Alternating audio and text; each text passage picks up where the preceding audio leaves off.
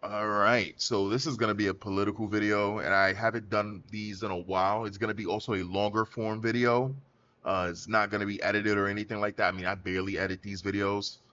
So Steven Crowder just did a video recently called Black Fatigue is Real, and I told them why. And I'm gonna just sit here and say it like this from my personal experience, just so you understand where I'm coming from. Um, I, for the longest time, was an outcast growing up. I know what it was like to have low self-esteem, be picked on for thinking differently, for not liking the same shit that a lot of people liked. Um, you know what I'm saying? I wasn't into politics per se growing up. Um, until I realized I was sick and tired of them picking on Trump and make running with lies that they heard from somebody else who was lying, running with a lie that they heard or from somebody else that they heard on MSNBC or CNN or one of these other mainstream media outlets. And Trump reminded me basically of the shit that goes on with people who are trying to do good or trying, and it doesn't matter what they do, just like myself, it does not matter what you do, it's never enough, and they're just going to vilify you regardless. And that's kind of when I started to actually get into politics, which is actually crazy. But even though I got into politics, that's how I kind of got into politics. My stances have always been kind of, you know what I'm saying? I remember even being younger, telling a girl straight up, much younger, and she was much older than me. We was talking about abortions because it came up, and I had a firm stance. I was like, I don't think a woman should celebrate having an abortion. Now, mind you, I was only like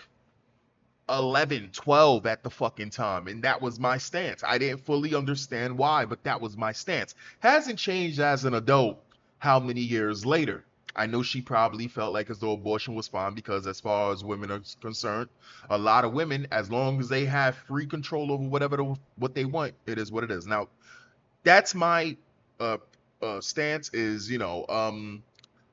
I was conservative leaning. I probably still am, but I don't identify as a conservative, especially anymore, especially after the last 5 months, after we've seen just as batshit crazy as the left is. I personally have seen way too many right wing accounts, verified right wing accounts, burner accounts, right wing extremist accounts, white nationalist right wing accounts, Christian right wing accounts, all in lockstep with this whole America's a white country type stupid shit. Now, again, you can say that about England. You can say that shit about Canada. I don't want to hear that stupid shit.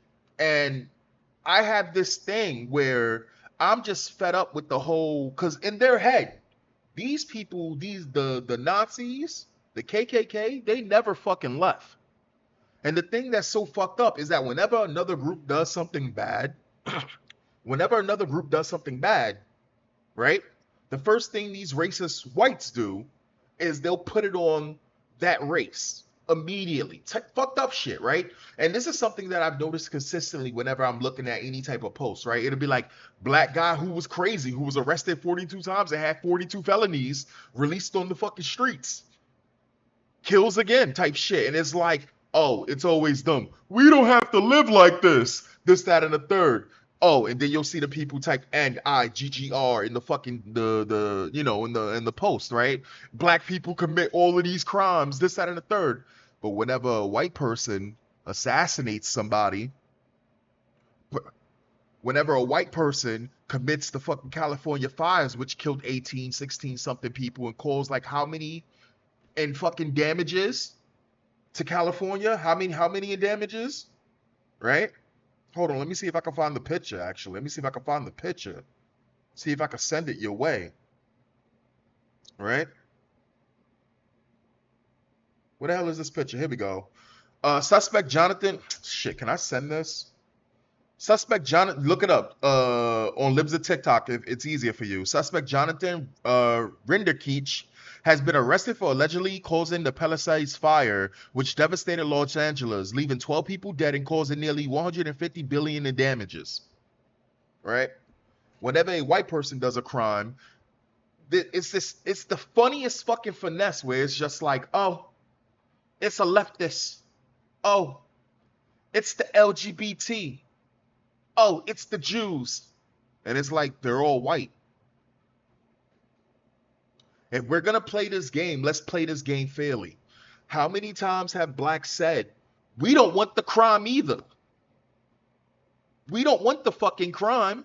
You can't tell the difference between a criminal and a regular black American. You think we're all the fucking same. And so now we have this whole black fatigue thing, right?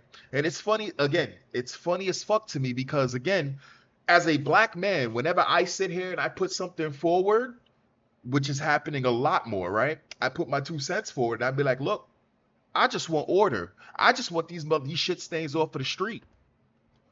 I don't care what skin color you got. If you're a criminal and you're doing violent crimes, you go to jail. If you're an illegal and you do a crime, you get deported. If you do a violent crime and you kill somebody or you rape somebody and smash your head with a fucking rock, you should be executed. It's that simple. However, we live in an upside down world where every different state plays the different rules. It's the different games because all of their local governments are different, which is mostly either radical blacks, but mostly radical whites, leftists, right? Who won't execute them, who releases these people back into the streets. But here's the thing. Whenever there's a radical black mayor or whatever like that, it's, oh, typical, it's the usual suspects. Whenever it's a white person, it's, oh, they're just leftist, communist, just LGBT members.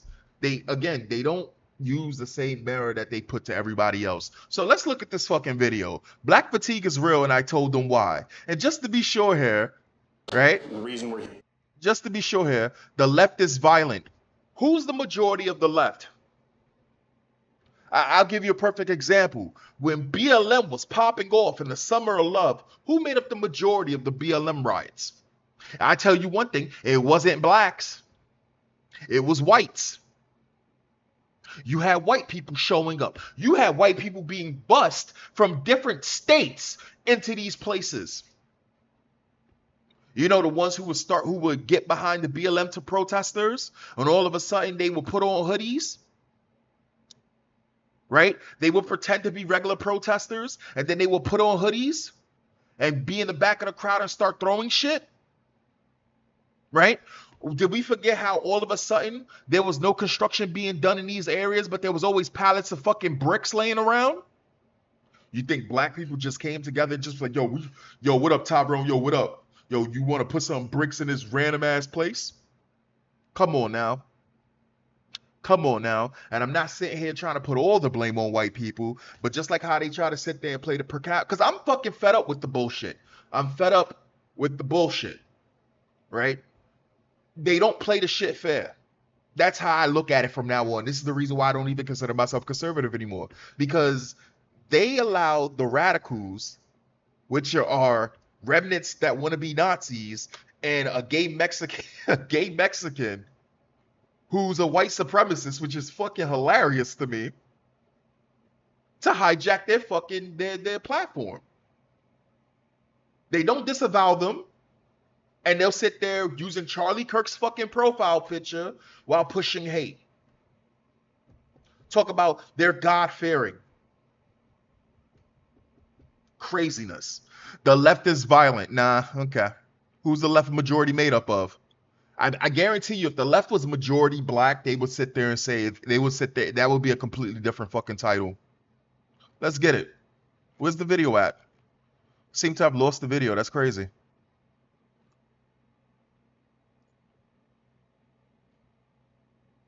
Have you guys heard the term black fatigue? Mm-hmm. Yeah. You guys know what that means? Since the last time you came, that's become a thing. Yeah, I was about to say, that's just become a recent thing. And do you know what it means? No, I'm not sure. Actually, black fatigue is not a recent thing. You had woke black people that was using black fatigue. And what black fatigue meant was when they were tired of white people, which again, is just fucking stupid woke black people, right? Just like they used the word woke, right? Before it was changed by the right.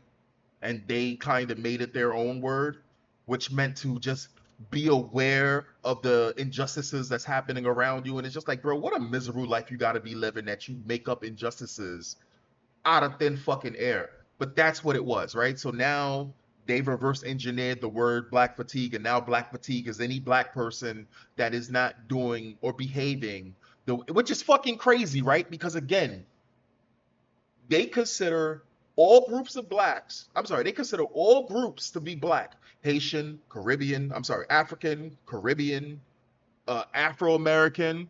If you're fucking from Brazil and you don't understand fucking Brazilian, but you're darker skinned, and for some crazy ass reason you consider yourself black, which is laughable, you're black, right? And they'll put all these groups together, but we can't put whites together. They get to make up who's white and who's not.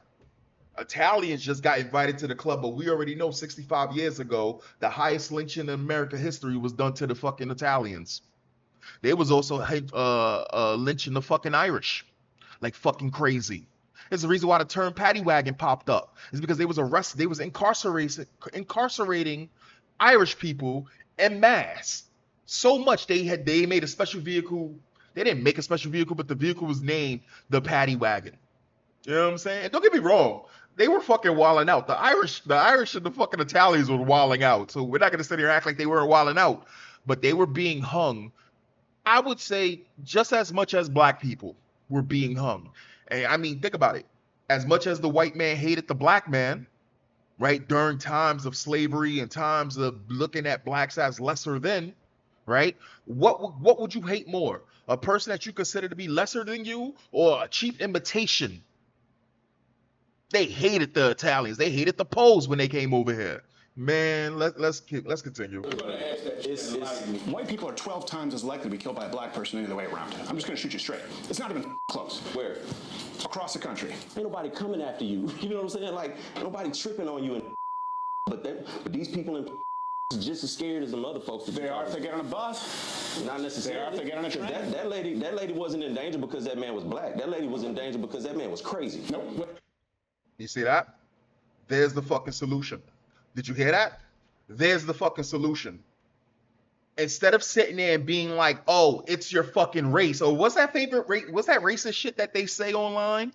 It's not a race. We don't have what is it? We don't have a problem with race. We have a race problem. What is it? We don't have a race problem. We have a problem race, right? And they're talking about anybody that doesn't have the same skin color as them.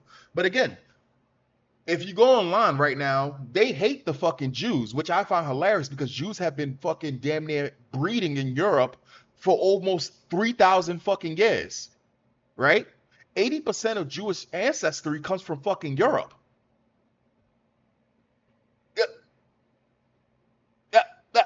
When you use the U.S. Census, right? Jewish people are marked down as white. So are Arabs. I know this is something they don't like, but it is what it is. Don't like it? Fuck you. Steven Crowder sitting here talking about some 12 times more likely mob per capita, all of this shit. We fucking get it. Until that, I say, simply put, if you think you feel something, white man, how the fuck do you think we feel left in these fucking communities, left with these monsters?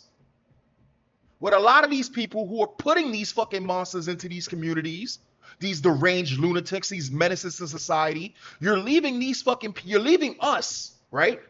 Normal blacks, which make up the majority, even when you group us all together, 97, 96% of us, you're leaving us with these mentally ill people. And before they get to a white person, they fuck with the black people because we're in close proximity. Just like whites kill whites more, blacks kill blacks more. Well, of course. So before you even feel anything, white man, and mind you, I have absolutely no fucking ill will towards anybody based on color of their skin. The first friend I could remember when my memories was forming, as a kid, when the first time you actually you're like, oh shit, I'm a person. Oh shit, where am I? Right? That type, like that first time you have an actual thought and you can hold on to that thought, right? My first friend was white. I don't got a problem with white people. How do I put this? I judge you based on the shit you do. But I have to do this, right? Because how many times does this need to be said? Put these crazy motherfuckers away. Put the criminals in jail. That's it. We don't need to hear a redemption story. But if we do say this, it leads back to the whites. Because the whites are the ones that own the governments of the West, for the most part. And the problem is, when it comes down to the governments of the West, the whites, well, I can't speak about London because London's fucking cucked, right? England's fucking cucked. But when it comes down to the United States, you over here letting all these other states play different games with their fucking criminals. Where you got criminals being released as soon as they done raped grandma down the street and killed her. Yeah, this happened. I covered a story about this. There was a man who was illegal, who he had a fucking charge for doing some type of fucking disgusting sexual predator shit. He saw a lady who was like 80 something years old, and all she did was collect garbage or whatever like that and take it to the recycle places to feed cats. Everybody knew her in the neighborhood. This motherfucker saw her, raped her, left her ass up in the fucking winter. She died from sexual injuries. And he was literally released not even 3 days after he did a crime. They just released him. And they probably was going to release him again until they found out he was the one that did that. Who knows what the fuck happened with this individual? Well, now his ass probably got deported. Or probably serving in jail. I don't fucking know. Regardless, he's probably in that super fucking prison over in El Salvador. Regardless, we give you the solution. You know, the shit that we had 25 years ago, 20 years ago, 30 years ago. That's not enough anymore. You need to put it on blacks to make us feel bad. To what? Bleed? What is it? What is that shit called? You can't squeeze blood out of a stone. That's what the fuck you trying to do. We have to grow up in this environment. These fucking hazardous, fucking dangerous environments where we can sense when a motherfucker's crazy and we plan accordingly and move on. Or we put them in their place and stop that shit. How many times have I seen a white person, especially whenever I'm in New York City, because this shit is happening. This shit's notorious in New York. I'll go to New York and I'll be on a train and I'll see a white girl and she'll sit on the train next to a mentally ill motherfucker. The motherfucker's over here rapping with no headphones on, acting crazy, right? And she just sits there. And as long as she pretends that he doesn't exist, put her head in the sand, nothing's gonna happen. And then he ends up doing something fucking terrible to this woman. No sense of self-preservation. Now, instead of people learning, now it's all blacks are fucking violent. All blacks are bad. We got black fatigue. Now the fucking pendulum swings all the way on the other side to be extremist. Fucking goofy. Whenever we want to ask for equality and fairness, it's a problem. So white America. So it's been several $1 trillion. When is it enough? Where's the bird?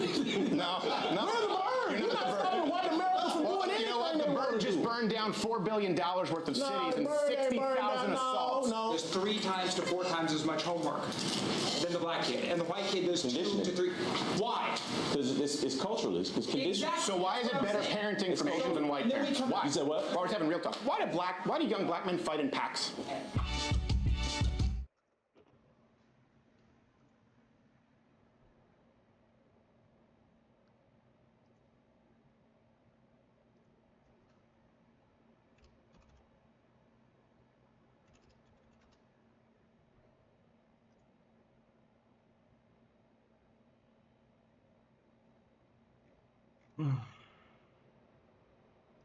Damn it! I was gonna look for a bookmark. There's a video of a black guy at work. I think he works for like Amazon or some shit. And there's a white guy, and he's trying to agitate the black guy. And the black guy's by himself, young black guy. And the white guy's doing all of this shit, calling him a pussy, calling him a nigger, all of this shit. And white guy got spanked. Right? It's always in packs. And to this I say, you people really think it's only you that get jumped. You listen, it's not only white people that get fucking jumped by fucking ignorance. By young niggas, it's not. The thing is, instead of finding these individuals and dealing with them accordingly, you let them run rampant and we end up with the Trayvon Martins and all these other fucking crazy lunatics. Chris Rock said it, right? There's a difference between blacks and niggas, right? And mind you, I hate that fucking word, and that doesn't even describe it. But the thing is, you can look at an individual, and mind you, here's the fucked up thing. All races have these type of people. It's just magnified on blacks. All races have these individuals. White people would be doing the same exact thing if they had the numbers whenever that they wanted to act a fool.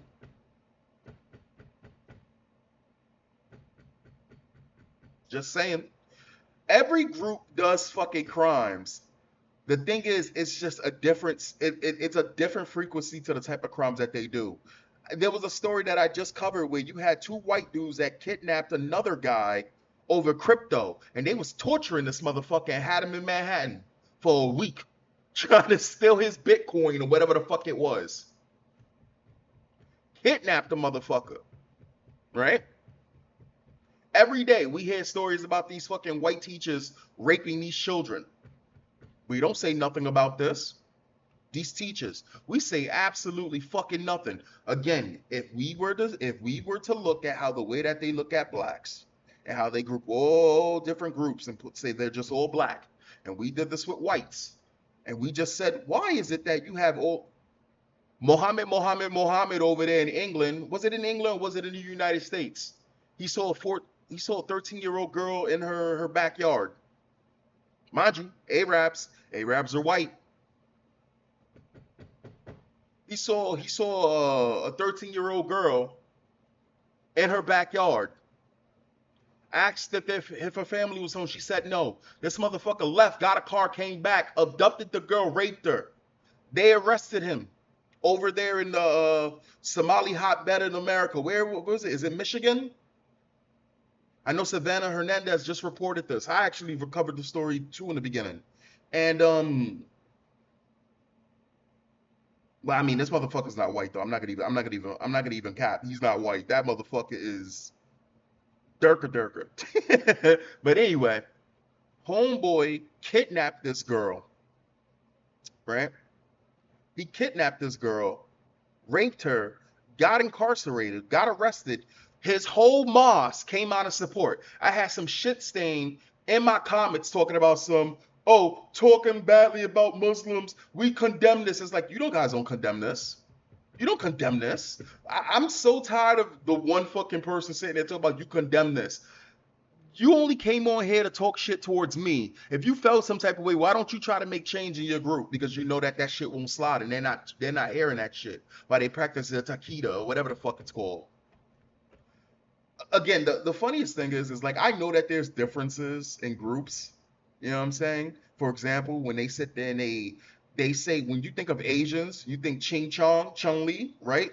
And then you see fucking an Indian or fucking or some Middle Eastern fucking dude, and you're like, nah, this ain't Asian.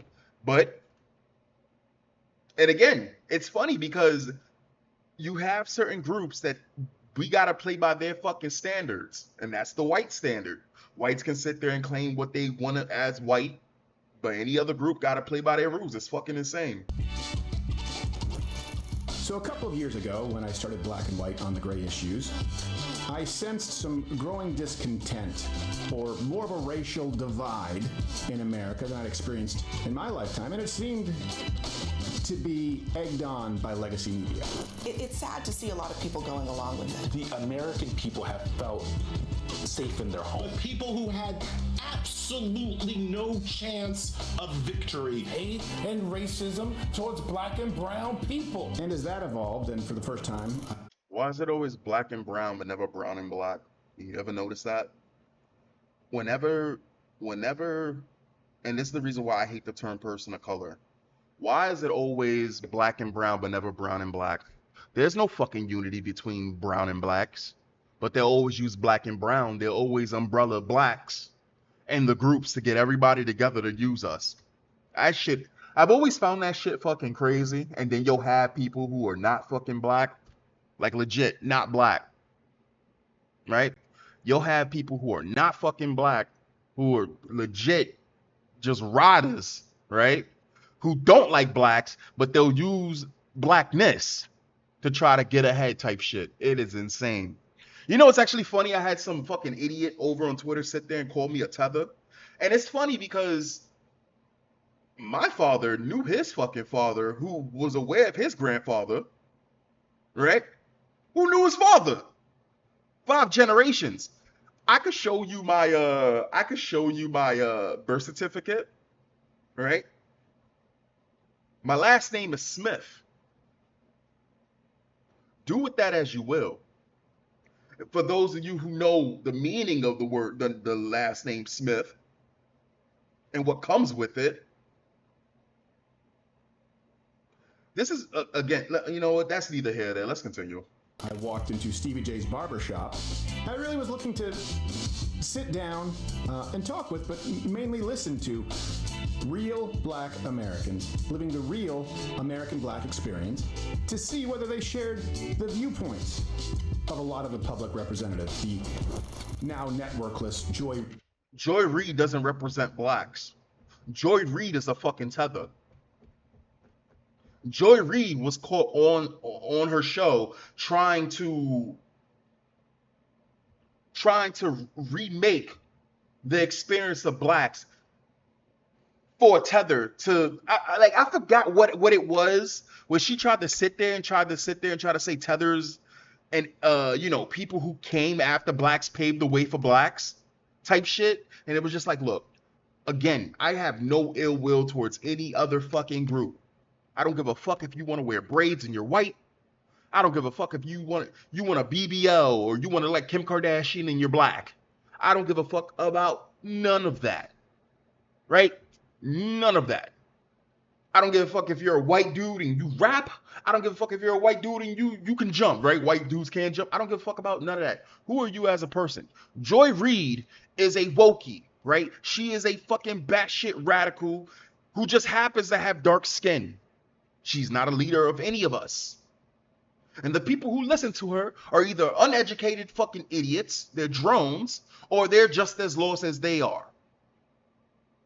So, again, why don't you speak to, you know, okay, whatever, because he's showing a lot of CNN and MSNBC, whatever. Of the world. Or back then, the Don Lemons, what they wanted me to believe. I realized that CNN and MSNBC were full of shit. And overall, it was a largely warm, productive conversation. I think served its purpose. You can go check out that video to see what it was like. Fast forward to now, and more excuses, more deflection, zero responsibility, more black fatigue. Black fatigue is not exclusive to whites. We all feel it. Not only have things not really improved,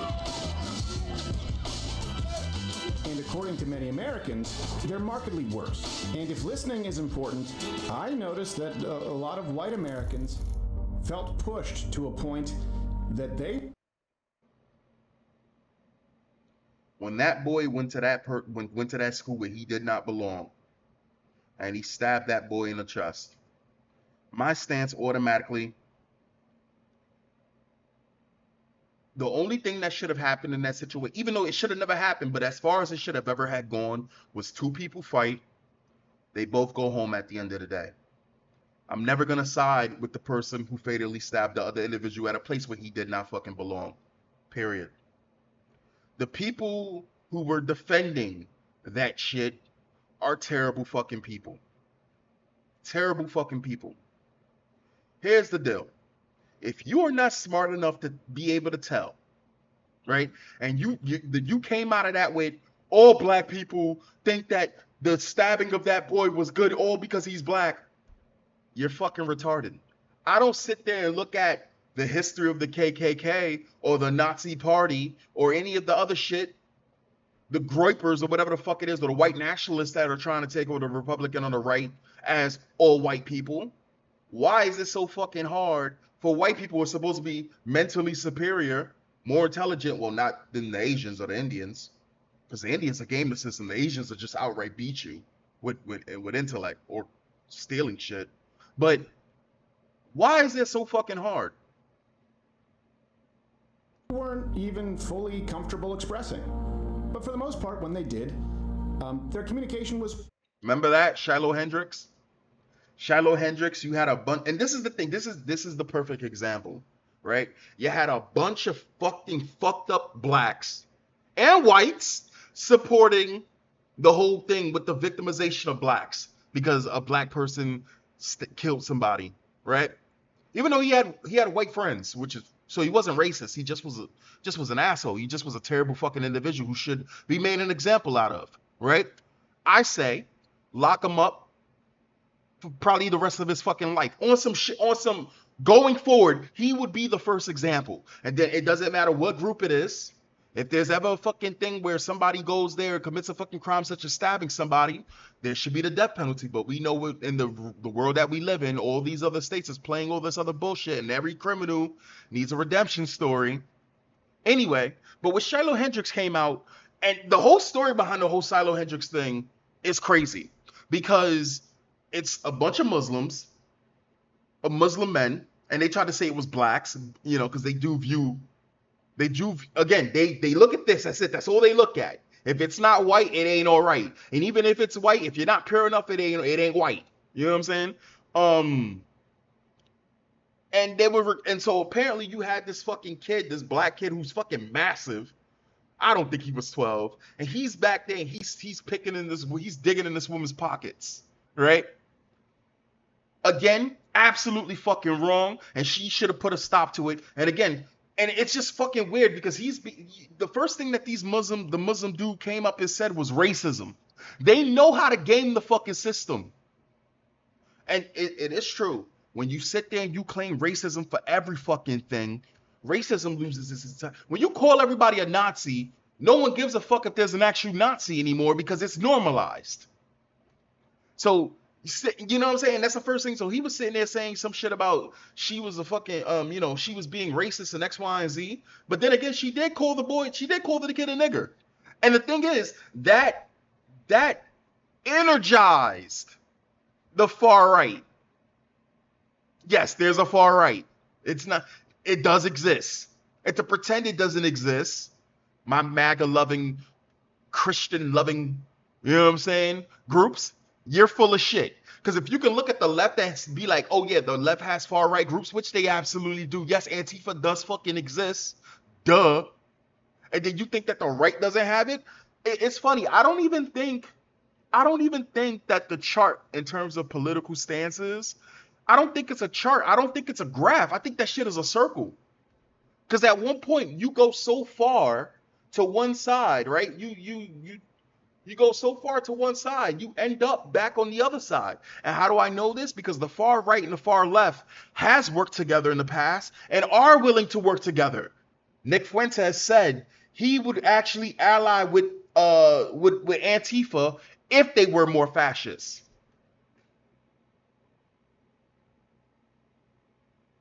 Because at the end of the day, when it comes down to what their goals is, the destabilization of America and a graph of power. That's really what it is.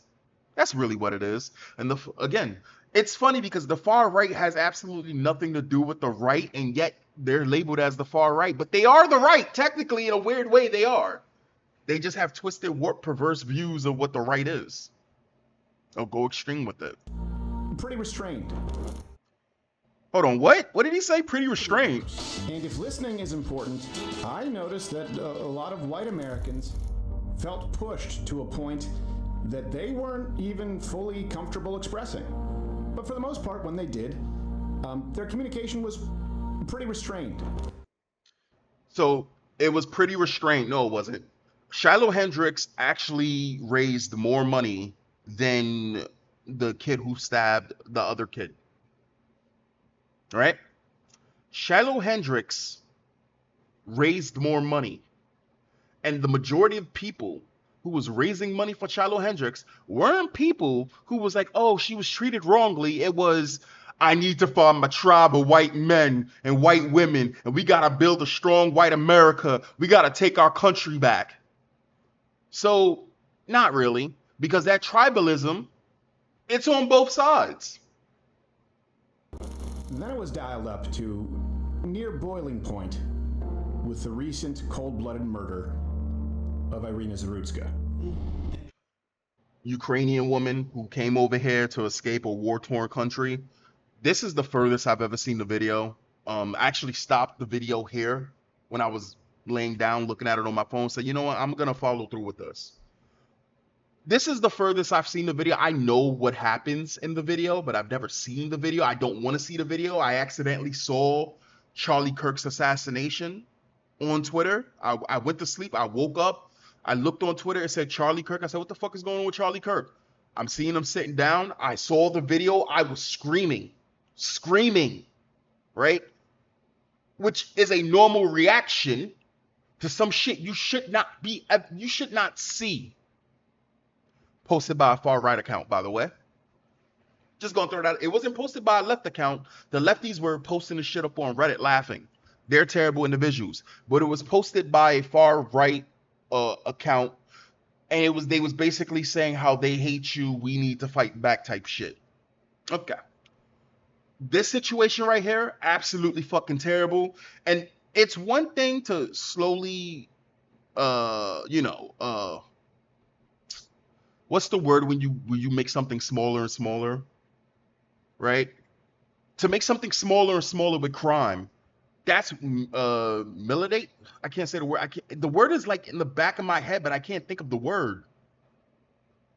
But we should be working towards reducing crime as much as that's not the word either. It starts with an M. I think it starts with an M. We should reduce crime as much as possible. But you have to understand, it's never going to completely fucking stop. But if we can reduce it properly, and in this case, this motherfucker was collecting felonies like Pokemon cards. I'm sorry, dog. When I was growing up, 3 felonies meant your ass wasn't coming out of jail for a long time. We talking 50, 60 years old type shit. These people are collecting felonies and being released on the streets. And just like that man said, when Crowder said, you're 12 times more likely to be killed by a black person than a white person. This person killed this woman not because he was black and she was white. It's because he's a fucking menace. Now, granted, listen, he probably did choose her. But when you ever look at a fucking predator, they go for the people of least resistance. I know people don't like to hear that, but that is true. And then I heard that these people just sat here and watched her die. Man, this shit reminds me of Feliz Guzman all over again. If you know, you know. If you know, you know. If you know, you know. The unthinkable happens. You see Brown pull out what officials say was a pocket knife. He unfolds it, then stands up behind Zarutska. What we aren't showing you is the moment where Brown then stabs Zarutska several times and walks away. And that murder taking place at the hands of a black man who was arrested at least 14 times and released largely in the name of racial justice, spurred a reaction from white Americans that frankly is unsurprising. And truth be told, for young white Americans is understandable. It's funny because they use this woman's death, which the family says, please stop putting up this video. It's disrespectful. We don't want this video up anymore. We don't want to see this anymore. We don't want to see this. And I understand people are not going to stop showing the video. That's not what I'm saying here. But they're using Charlie Kirk's death, which they won't mention the person who killed Charlie Kirk was white. They won't mention the people who tried to assassinate Trump, I think 3 times or 2 times in the last year alone, were white. 16 out of 17 assassinations and assassination attempts on U.S. soil was done by whites. All of this violent shit you see with trans people, mostly represented by whites. Yet they'll use Charlie Kirk and this thing right here to push their hate. I saw this fucking far right account in Europe using Charlie Kirk's death talk about she's so angry and something. She said some shit about how if she wanted to say what she wanted to say, she would be banned on Twitter and X, Y, and Z. Even though she does say the shit that she wants to say regardless, because that's what her whole account is about. But using Charlie Kirk and this woman's death to push hate towards blacks or any other fuck. Now, granted, listen, dog, I'm with you. People who don't want to conform to American values, because I can't speak for fucking England. I can't. I can't speak for Canada. I speak for the United States, right? Y'all got your own fucking problems. We have our own problems. But speaking from the United States, you bringing over motherfuckers that don't want to assimilate, that's a problem, especially when they have a history of wanting to take over violently. That's in their fucking Bible.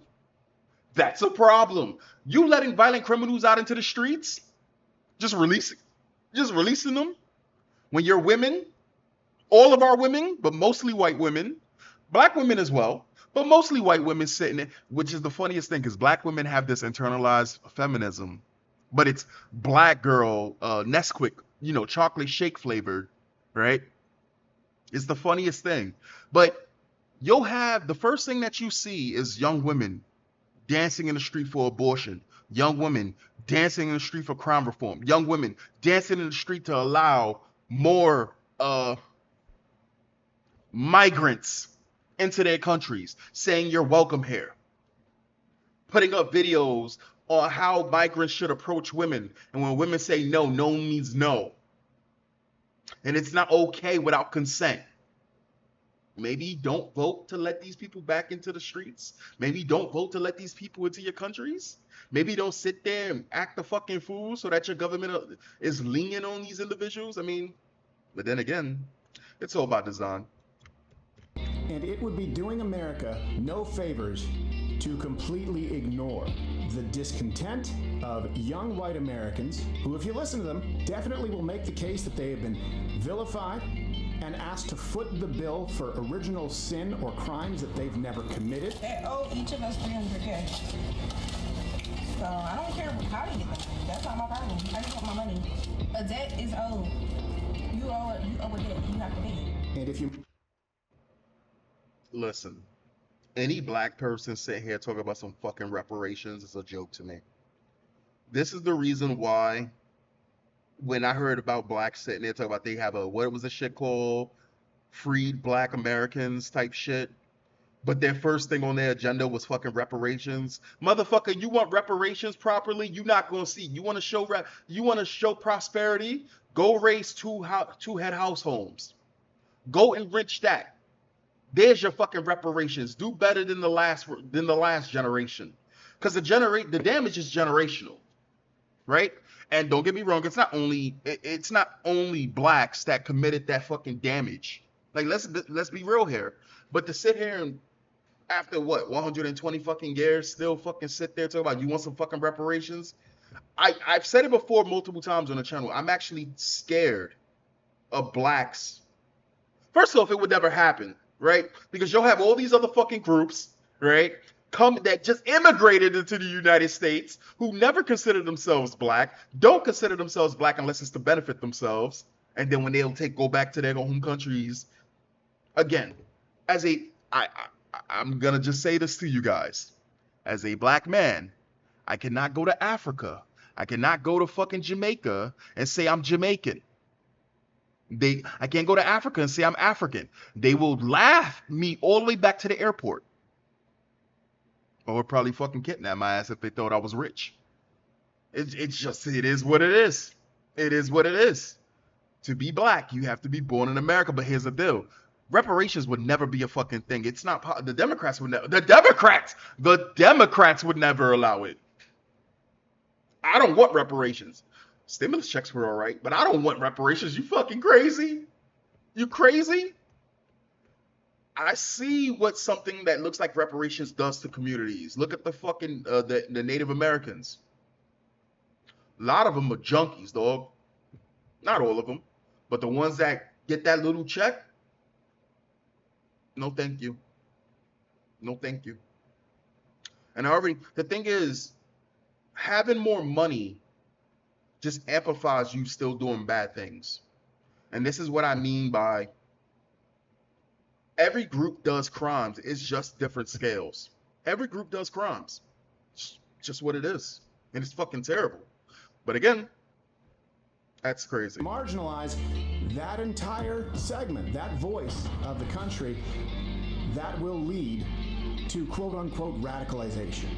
And if this country wants to avoid that, or at the very least, as we've done in the past, understand that there needs to be a major course correction in the approach to communication. That needs to go both ways. And that's why this time, I didn't visit the barbershop merely to listen, but... Oh, that motherfucker in Indiana. Okay. But I mean, he's not in the hood though. He in Indiana. At least I don't think that's the hood. I don't know. But again, if you want to stop crime, then stop crime. Stop playing games. You're playing games. We didn't have this problem 20, 25, 30 years ago. 15 years, no. Around 15 years-ish ago. We didn't have these fucking problems. When you go lenient on crime, everyone fucking suffers. And if you're bitching, complaining about how blacks are killing whites, or you're really upset about you being fucking replaced, and all of this other shit, again, talking about corporate America's favoriting black people. No, the fuck they're not. You know who benefits the most off of DEI? It's not other groups. It's white women. It's not white men. White men are actually demonized. It's your women. Your women benefit off of DEI. The ones who benefit the most off of DEI initiatives are white women. They're the ones that are getting job positions based on being women. That's it. They don't give a... Because they could just sit there and be like, oh, I'm white, but I'm a woman. Which is the worst of the worst. It's the lowest of the lows. So when you start getting jobs and it's not being handled as proficiently, but they wanted to diversify their groups with an inefficient woman, or put a woman in a leadership role where she doesn't have any leadership qualities, because it's very rare for a woman to be an actual leader. Have women working in STEM that don't want to work in no goddamn STEM. Come on now. To communicate a very real set of grievances that could bubble into massive consequences. This one goes a little bit of a different direction compared to last time. This is Black and White on the Gray Issue.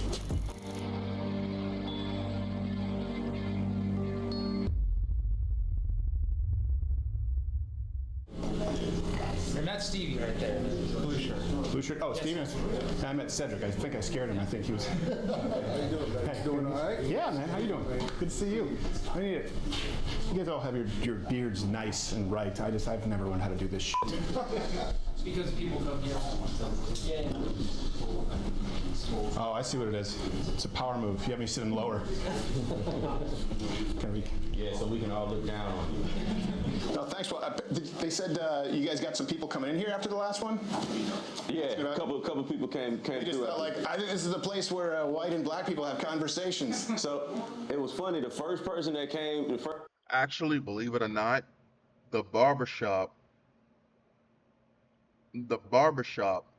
is perhaps a better social area for people than I would say probably. But the thing is, I don't really go to bars or clubs and shit like this. But I would say that a lot of people go to barbershops, and that's how they end up meeting people in the hood. They actually did a movie about it. I think it was called Barbershop, right? Where it was supposed to be the dynamic of the barbershop, right? And you had different groups and everybody all joking and talking and shit like that. And if you go to a good barbershop, that's typically the way that it is, you know? First person that came the last time was he said this out his own mouth. He was like, I'm Indian, but he had on a MAGA hat. Okay. And he walked in and was like, hey, I saw you guys on Crowder. Can I get a cut here? Yeah, I guess so, man. Come on.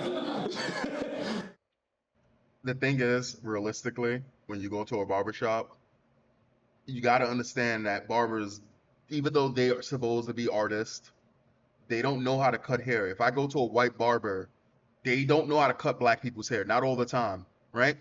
You got to expect that. There's a lot of these fucking Spanish barbershops popping up all over the place. They don't know how to, they'll cut your fucking sideburns off and try to give you a rat tail type shit. And it's not bad. It's just not my hairstyle because I'm black. I'm not Spanish. You know what I'm saying? So when you go to a black barbershop, you either getting a light Caesar or a dark Caesar.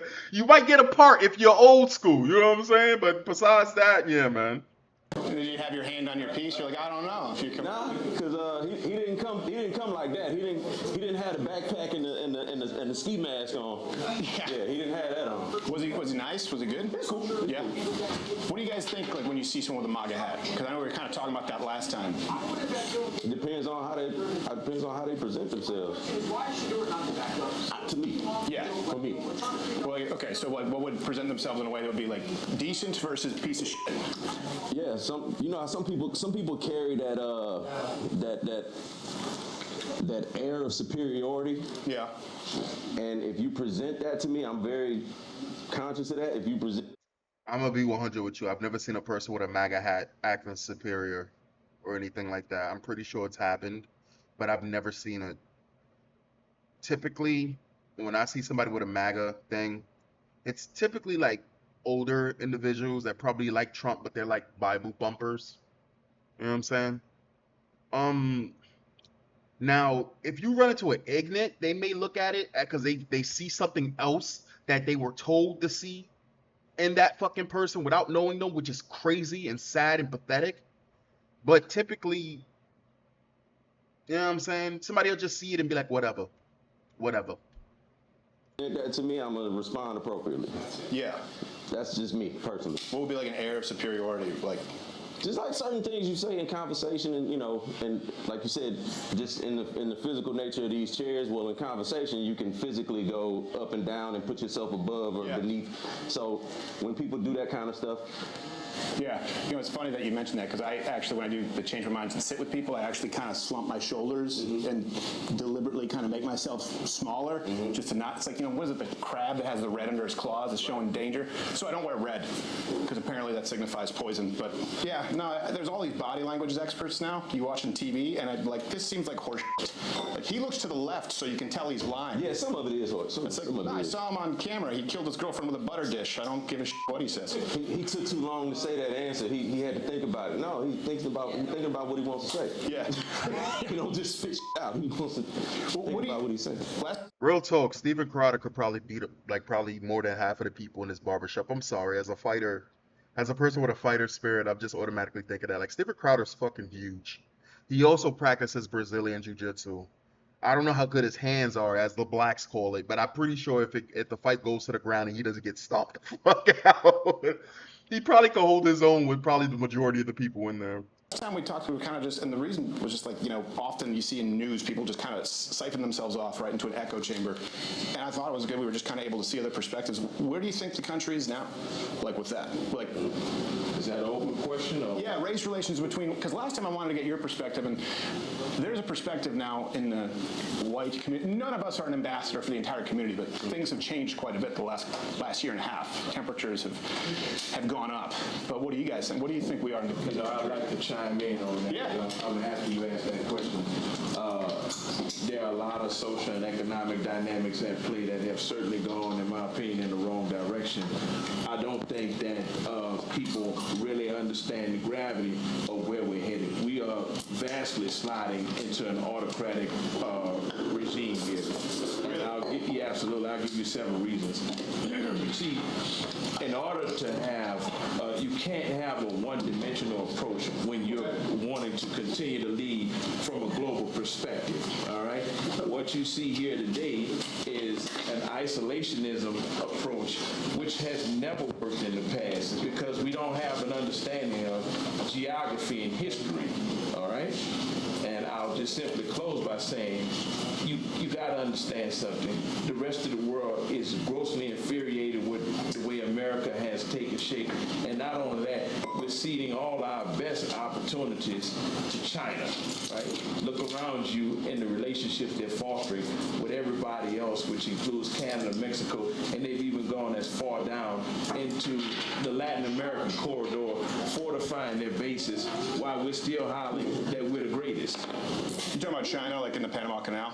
Not just the Panama Canal. Let's pivot from the Panama Canal and let's look at the long-term strategy they have now, where they just signed an agreement with Mexico to build another canal bypassing the Panama Canal. And when you look at the whole transatlantic corridor, where you got now Brazil and Canada as well as Mexico trading and stopping in Peru, where China has a huge presence at, circumventing completely the navigation, the use that comes with having to use the Panama Canal. So we'll avoid conflict with America and just simply go around America is what's happening here. Talking about China? Absolutely. Yeah.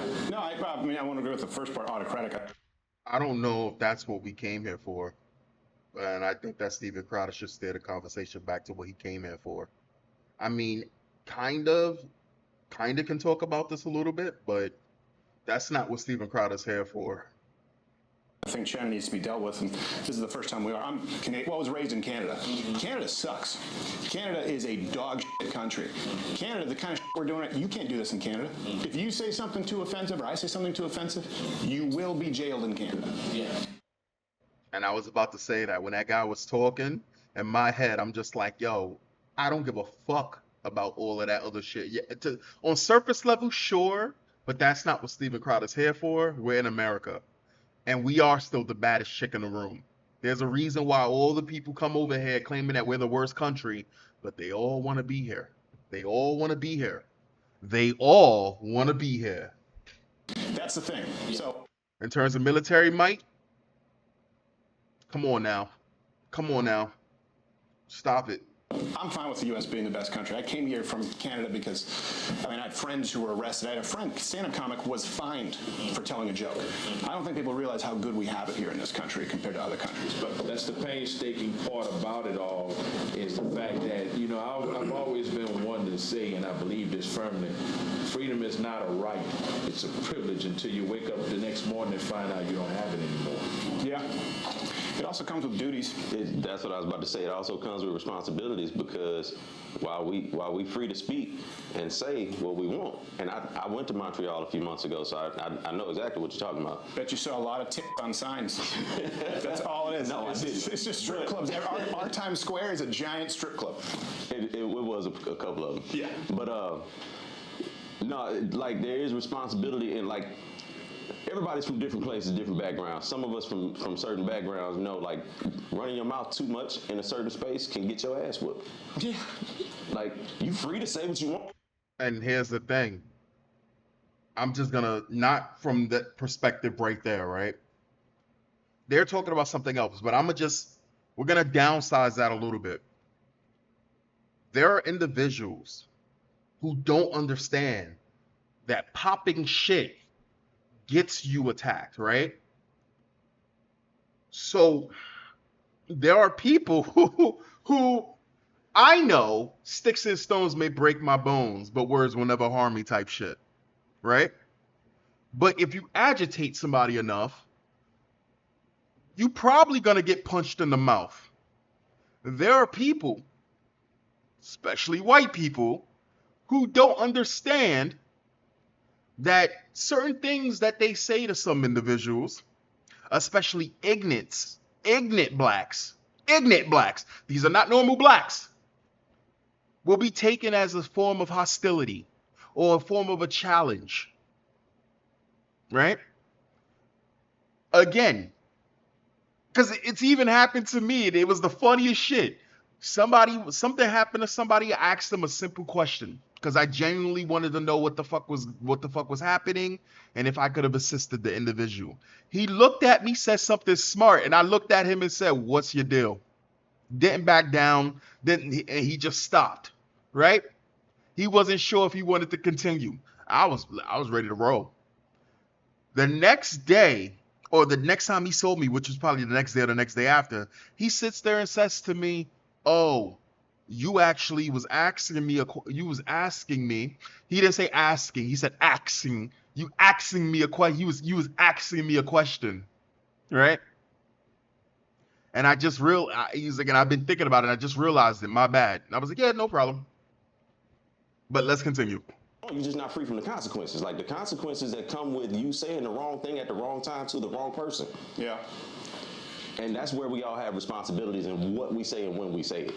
Yeah, the problem though, too, and that's, I was kind of talking more domestically, the problem with that idea is a lot of people are offended by different things. And so people get their ass whooped for something they didn't say, right? That's the real thing. I don't know if you guys were following the stabbing there on that train in Charlotte, Arena Zarutska. Last time I was asking where you guys thought we were, you know, as far as in the country relation. Like, have you guys heard of the term black fatigue? Yeah. You guys know what that means? Since the last time you came, that's become a thing. Yeah, I was about to say that's just become a recent thing. And do you know what it means? No, I'm not sure. I'm going to ask that. Yeah, it's a term that's being used by people in the white community, by and large, again, saying they feel like they've been victimized and they're tired of taking that shit. You know, that was a girl who was dying alone in public. And that was a guy who was let out 14 times. 14 times, including violent crimes, in the name of racial justice, right? He didn't have to post bail.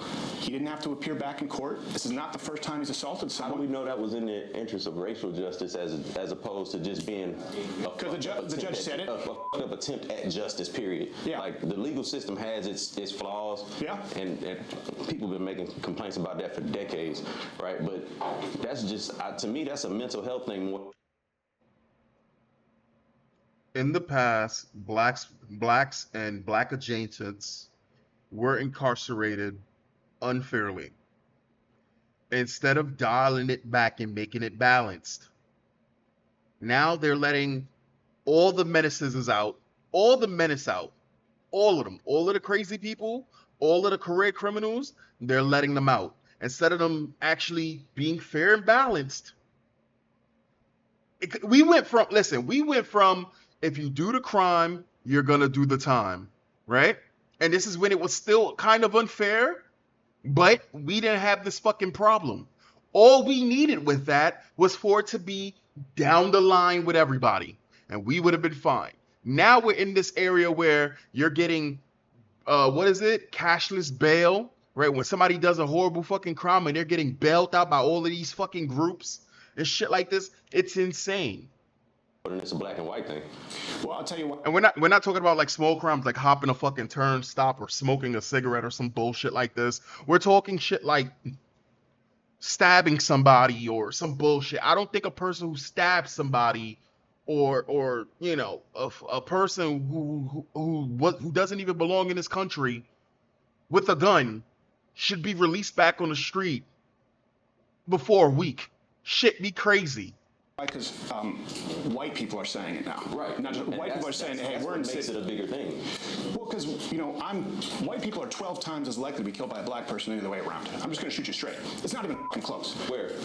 Across the country. Where? Not in the United States. I mean, we're not talking about Ghana. And like, yeah. What I'm saying is, in white communities or in quote-unquote so-called white communities? Across the country, the rate is a black man or person, because most murders men, there are very few female murders, 12 times more likely to kill a white person the other way around. And then you look at the average amount of times that someone in this country is arrested before they're brought in for killing, charged with murder. Do you know how many times they're arrested on average before they murder? 11 times. Once again, the justice system's got its flaws, and people have been complaining about that for years. We spend more time trying to fix that than trying to complain about the white versus black of it all. Well, I think just like that man right there has the same stance I have. Instead of sitting there bitching and whining about fucking skin color, treat criminals like criminals. Is that hard? Is it? Now again, you know what this is? I guess that this is frustration all around. Maybe Steven Crowder's doing this because he's frustrated. Maybe some white people, because there's other people who are just using this because they just want to see the world burn. They don't care if they win or lose. They just want suffering and pain. It's your government. Somebody posted on Facebook? You had like your whole far right group sitting there talking about how blacks is X, Y, and Z, and it was a white dude. It was it literally was a scene from Lord of the Rings, or was it Game of Thrones, where you have that single person and he has the fucking sword and he's facing down an army, right? And this one person said, it's the man in the mirror. That's where your problem is. The man in the mirror, which is your government, is the ones that allow these people to do the things that they do. It is the reason why this is happening. And I just was like, yeah, I say it, but if I say it on one of these forums or whatever like this, either the post goes unnoticed, or I get a bunch of burner accounts just attacking me because of my skin color, or trying to sit there and talk about per capita and all of this other shit. Again, dog, I don't give a fuck about any of that. I don't. Treat criminals like criminals. It's not that hard. When you treat criminals like criminals, the outcome is crime gets reduced. Mitigated? I was trying to listen. I'm still trying to remember that fucking M word. To all communities last time, I think this is something that's unavoidable. If this community, if enough white people get pissed off, they're going, look, we're living in New York now, we're getting killed in record numbers, or Detroit, 12 times the rate. And our system, 3 strikes in California, right? That was a 3-strike policy. The reason that was changed, they said it was racist. Crime went down in black communities 30%. But now people are looking at their cities going, this is a fucking hellscape. And the murder is skyrocketed because people said in the name of racial justice, like 3 felonies, you're out. Because crime is crime, right? But crime is usually going to be higher concentrated in areas where there's high poverty. So typically the areas that's high poverty in this country are areas with people with this color skin. So that's why. And again, it's not that there's more crime in poverty areas. People who are poor don't just commit fucking crime because that's the only thing they do. You have people who choose not to. Just because you live in an area where prostitution is one of the is normalized as a young woman, you may be more inclined to to prostitute yourself, but you don't have to. It's a fucking choice. But the thing is there's crimes happening in good areas where there's only whites. It's just different types of crimes, right?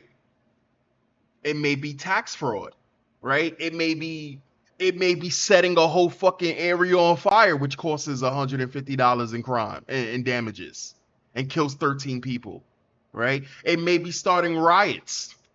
It may be putting bricks out so that people go to a peaceful protest and attack and throw these bricks and destroy these buildings in the name of, what is it? Supporting your black or the Free Palestine.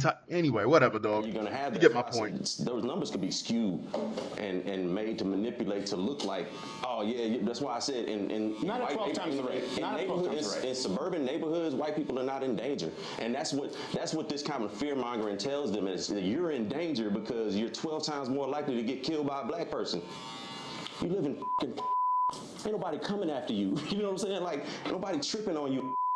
But these people are just as scared as the other folks. They are if they get on a bus. Not necessarily. They are if they get on a train. That lady wasn't in danger because that man was black. That lady was in danger because that man was crazy. Nope. That man was mentally insane. But why was he back in family members? He had his own family members call the hospital to try to get him committed. He told his sister he killed that woman because he thought she was trying to read his mind. Yep. Why was he let out though? And I'm not saying it's cut. Is that normal though? Is that it? So which one is it? Is it because he's black is that what we're focusing on? Or is it because he's mental? And now mind you, I don't like criminals immediately going to they're mentally insane. They need to be let out and lenient on. No, that motherfucker should be put down. Period. Because you have crazy people who, or you have mentally slightly off people who are not dangerous, and then you got a motherfucker like that who is dangerous. Again, not even 3 weeks ago, I was at work and I got attacked by a black individual. I beat that person's ass, right? I'm not gonna sit here and just be like all blacks are bad. I mean, fuck, I'm one of them. You know what I'm saying? But at the same time, it's like, again, the shit that these white people are complaining about, they don't even understand the shit that other blacks go through. It's fucking terrible. And to sit there and talk about, well, if the heat keeps going where it's going, then bring back order. And everybody benefits. You got all of these fucking college kids being told to hate whites, to hate America. Right? It's okay to go loot a store. Whenever we decide that we don't want a president and we don't want a president in office, or we want to make an event, we want to, certain groups, communist groups, want to capitalize on things. And we can say that you're stealing shoes to try to feed your family type shit. Come on now. When we got fucking Somalian princesses holding positions of power in the United States. Come on now, it's your fucking governments. He's black. Yeah, I'm saying people look at it though. The judge said part of black fatigue. He's insane, right? We agree. That's not a black and white issue. He was deemed not fit to stand trial, right? Right. Now should have been institutionalized. Right. The IOU policy, meaning you don't have to pay bail. You don't even have to stay here until you're actually convicted. You just say you'll come back. Right. Which is messed up. Yeah. The judge, Teresa Stokes, black woman, said, "Well, this is about racial justice. We need to be softer on crime." So that's her reasoning. That's why he was out. And you can find dozens of examples. That's her misguided reasoning. And that's policy. That's systemic, though, right? That's not representative of a whole. It's not. It's not. No. And look, we always have to say not all. Right. Like not all white people wear MAGA hats and are dumbass pieces of racist shit. But we have all been accused of racism, sexism, misogyny, homophobia. What I'm saying is black fatigue is white people going, you know what? I know I'm not racist. And I know that we're dealing with record crime, and I know that I'm more at risk. And they have negative interactions, and they're constantly told that they're not allowed to voice their fucking opinion because they're white. And if those people get pissed off, like that's where we actually could end up with some kind of, I'm telling you, I see this brewing. I see people who were milquetoast white suburb who are becoming actually racist. Now, not all of them, but I've seen people actually become racist because they get mugged, their store gets looted, and nothing gets done. They're going, and if I say something, it's turned into a racing. I'm telling you what, that's where it's coming from. At what point do we have a talk and go like, okay, let's reform justice, but we have to be honest as to why it was reformed in the first place. If you become racist because you had a bad interaction with somebody, because your ass was too stupid to realize that maybe not all people are good people, and now you decide that all people are bad, you're just a weak piece of shit. I'll give a quick translation. I do videos where I make fun of women who are fucking batshit insane. But I'm a love believer. I don't believe all women are batshit insane. I know that there's good women out there. Why is this so hard? Is Steven Crowder really trying to sit there and say that the people who are becoming racist, that they're not bad people? No, they're fucking bad people. If you never trust the motherfucker who goes from one extreme side to another extreme side. So a motherfucker who was oblivious with his head in the sand one day, or a chick who's on the train, right, who's next to a crazy person, and the crazy person gives her a terrible fucking experience. That if she had a black friend, an actual black friend, that black friend would have been like, yo, we need to move away from this individual. This motherfucker cray-cray. Because you clearly don't have self-preservation skills. She decides she has a bad experience with this individual who probably been arrested multiple times and let out multiple times by the same type of fucking group of people that she hangs out with that vote to let these people back into the streets with more lenient fucking sentencing. And now she wants to sit there with a little MAGA hat talking about she's a white nationalist now. She's fucking bad too. They're all bad. They're shit. They're all bad people, Steven. Sorry. I'm sorry. I'm sorry. Have a talk and go like, okay, let's reform justice, but we have to be honest as to why it was reformed in the first place. This guy, it's not even the only one. It's every 3 days someone's being offed. Yeah, but at the same time, let's transfer that over to, there's a lot of unsafe things in this world.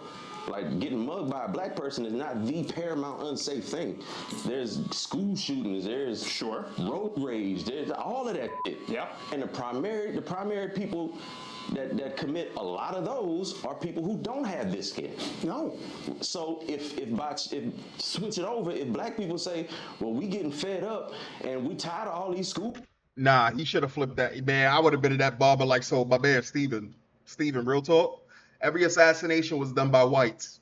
Y'all shouldn't vote anymore. We need to have a talk and just be like, You know what I'm saying? When y'all dropped that bomb on fucking Japan, not the first one, the second one, y'all did it just cuz. Just fucking, y'all didn't have to. Japan says that they were going to surrender, and then you have other people in Japan saying they weren't going to surrender. You knew that they were fucking militarily capable after the first bomb. You dropped the second one just fucking cuz. Just for jokesies, for the vine. Right? Now, one black person, blacks wasn't even able to vote at that time. So don't sit there and say, oh, this was an American thing. No, it was a white America thing.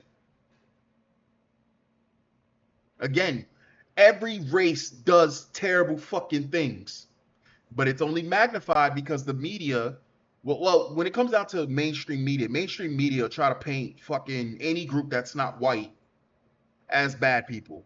I mean, let's be honest that we know this, right? We know this. We know that that's what they do.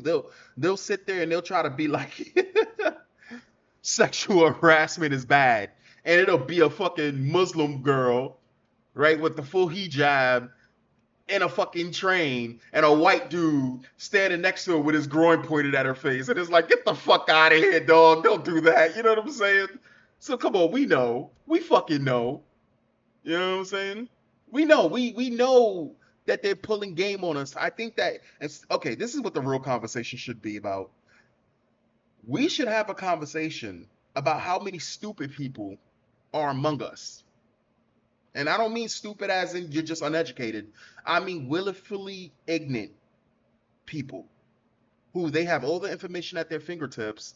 They are aware of this information. They just don't care because it destroys their worldview. Why don't we have that conversation? Why don't we have real conversations about how our government is screwing us all over across the entire world? Because let me tell you, Crowder's not bringing up that, oh, if it gets any further, there may be a civil war. Yeehaw, guess what, white man? You lose. Blacks lose, you lose. Whites lose. You know why? Because when we're weakened fighting amongst each other, because not all white people are going to turn on blacks. You're going to have other groups jump in. And when America's weak, you're going to see another group come in and sweep in. Then you're going to probably see the Muslims start to actually do what the Muslims want to do. You're going to see the Chinese coming in and start doing what Chinese want to do. It's so fucking stupid. When you get that fucking anarchy that these groups want and you want to give it to them, everybody's going to suffer. Shooters and all of these road rage and all that. Who do we say something to?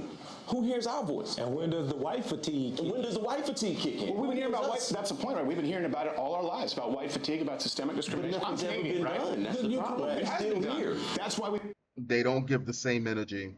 Whites don't give that same energy. If a black person does something, or a person who looks black, it's always the usual suspects. But when a white person's acting a fucking fool, and there are videos of white women being terrible fucking mothers, there are videos of white people being racist or being violent, all of this other shit online. You probably got a lot harder, because let's be real, it's easily accessible videos of blacks being fucking ridiculous, right? But the white videos exist as well. And it's never, it's never, oh, the whites are being crazy. It's always leftists. It's always trans. It's always LGBT or violent, because they can't be women or some bullshit. So they become violent in men, right? It's always a fucking, again, they're the only group that are able to sit there and just separate themselves. And they do it every fucking time. We've done systemic justice reform that has led to more crime, right? That's the reason for no three-strike policy. That's the reason for cashless bail. That's the reason for catch and release. The reason for it, in the wake of Black Lives Matter, George Floyd riots, Summer of Love, was we're going to reform crime, we're going to reform the justice system, and it's gotten worse everywhere it's been. And then when white people leave those neighborhoods, well, now it's white flight. If they come in, it's gentrification. And I'm telling you, there are a lot of people who are pissed off, and they're not going to sit down and have this conversation and be real about it. And they're going, well, what happens when someone has to keep their mouth shut about everything? Nobody tell you have to keep That's how they feel. Shut. That's how they feel. I don't believe white people have to keep their mouth shut. I think white people don't speak up about a lot of the things that they do and they perpetuate that affects us negatively. That's the stuff that nobody wants to. That the issues aren't made about those things. I really respect the platform that you have, because you do have open and honest conversations. Mm-hmm. And I have to say, I don't believe that those numbers about the black people murdering white people are correct. I don't believe those numbers are correct. What if they are? What if I'm not lying to you? If you're not, then I've been misled and I've been isolated from realistic numbers. But I know in this country, from the time that we got here and until now, there's never been hordes of black people that just go out and maraud and menace white people. Now, interactions happen and things do occur. I'm not saying that. The saddest thing is watching what happened to blacks because 50 years ago, 60 years ago, 70 years ago, blacks didn't act the way that they act now. They didn't speak the same. Their style isn't the same. We were very educated, even with all of the things that were held back away from us, even with all of the fucking handicaps, all of it. Inventors, you know, shit, we were the influencers back then. Jazz, all that. I mean, we still are, but you get what I'm saying, right? The rest of the world over wants to emulate blacks. I mean, let's just be fucking real here. Let's be real. Again, I think that if realistically, if we were to be successful and like actually remove black adjacents from blacks crimes, the number would be much, much different, but I still think it would be pretty high. Let's be real here. I think it would still be pretty high. You know what I'm saying? Because blacks do need to hold themselves fucking accountable. See, that's the thing, though. So here's the deal. What happens when you hold yourself accountable? What happens when you hold yourself accountable, you don't shy away from the bullshit, and you say, what else do you want me to do? This is no different than when America's giving money to Ukraine. You don't want that to happen, but you have individuals that are making decisions for you. Then what? That they don't, but not by a larger number. We can't be this small a percentage of the overall population and still have the numbers that people try to perpetuate on to us. See, black people do more harm to other black people than we do to other white people. Well, that's true. That's true. You know, because people who are closer. That's true. We also have historical evidence of groups of white people attacking and chasing black people. So it's coming after. So like, when people say it's not happening now. So I'm just saying, and that's the point. We're at a precipice right now. That's a part of the historical condition. Well, sure, but someone today. Hold on. I wasn't finished making my point. I wasn't finished making my point.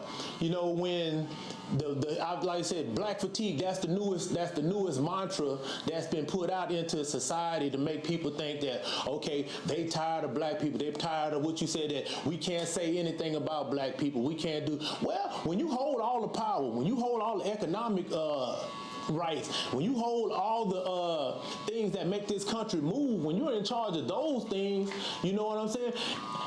Well, you know what? I put it like this: white people got the firecrackers, we got the stem. That's it. Y'all got the power. The power is placed outside of the black community. We're charged with all the negative things. Those are the things that are really generally coincide with how people relate to us. The bad stuff that's go wrong with this world is the black people's fault. We the smallest part of this country. Remember that. You know what I'm saying? Besides the immigrants that come here, we have been tasked with the negative, the criminal, the immoral. That's us, and that's what we consider. That's white fatigue. But you know what we do? We just say that's just how it's always been. So we don't make up words for it or terms for it. And that's also by design because they purposely made it so that black households were destroyed, right? So when you start getting Planned Parenthoods put into all of the urban areas, which it was eugenics. There's a reason why we're the smallest population, on purpose. There's a reason why whenever you have a new rapper that's up and coming, they feel like fucking plants, and everything that comes out of their mouth is destructive. And yes, it's not only pushed on blacks, but even Ice Cube said it. They will hire a person who's gonna make trap music, or a person talking about shooting up a place, or a girl talking about tricking, or whatever the fuck tricking means. I'm guessing just being a thought, right? Or what's that new fucking rapper that came out? That Doechii fucking girl who sat there and said that her red flag is straight men, shit like that. And it's just like, where the fuck did this person come from, right? When you push people like Cardi B and all of this other fucking stupid shit, you know what I'm saying? And you got to remember that even back then when it came down to music, because music played a big role in the way that, you know, how the black race kind of, or a part of the black race, or just in general, America's culture. You have black music producers and Jewish music producers fighting, and Jewish music producers won in the end. There's still black music producers. No one said that, but overall, Jewish music producers won. And they have absolutely no problem putting the most destructive fucking artists out there. And guess who's the ones who get experimented on first? I give you a hint, just like the Tuskegee experiment. Who's the ones that get experimented on first? Again, all of this complaining shit that I'm hearing, because it's just complaining, right? And it's not to sit there and say no white person should complain. Here's the thing: if you think it's bad on you when you sit there and talk about you're being replaced, no race mixing, and all of this, because let's be honest, that's never gonna stop. Your women are never gonna stop wanting black dick. Our women don't give a shit about your superior white genes.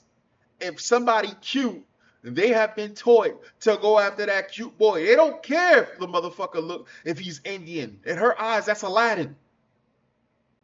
The fuck? You think she gives a shit? You have girls in fucking London right now converting to Islam, white girls. Blonde hair, blue eyes, fucked up teeth, converting to Islam because they met some fucking dude that they think is cute. They have no fucking idea.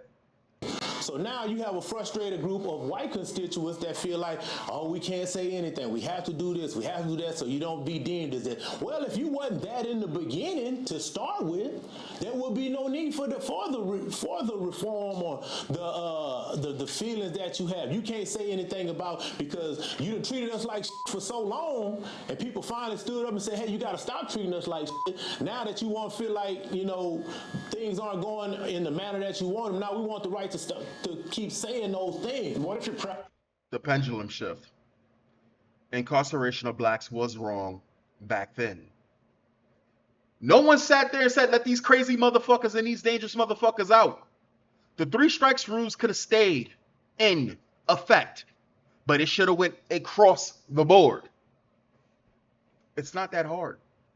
It's just like, why the fuck would you get rid of insane asylums?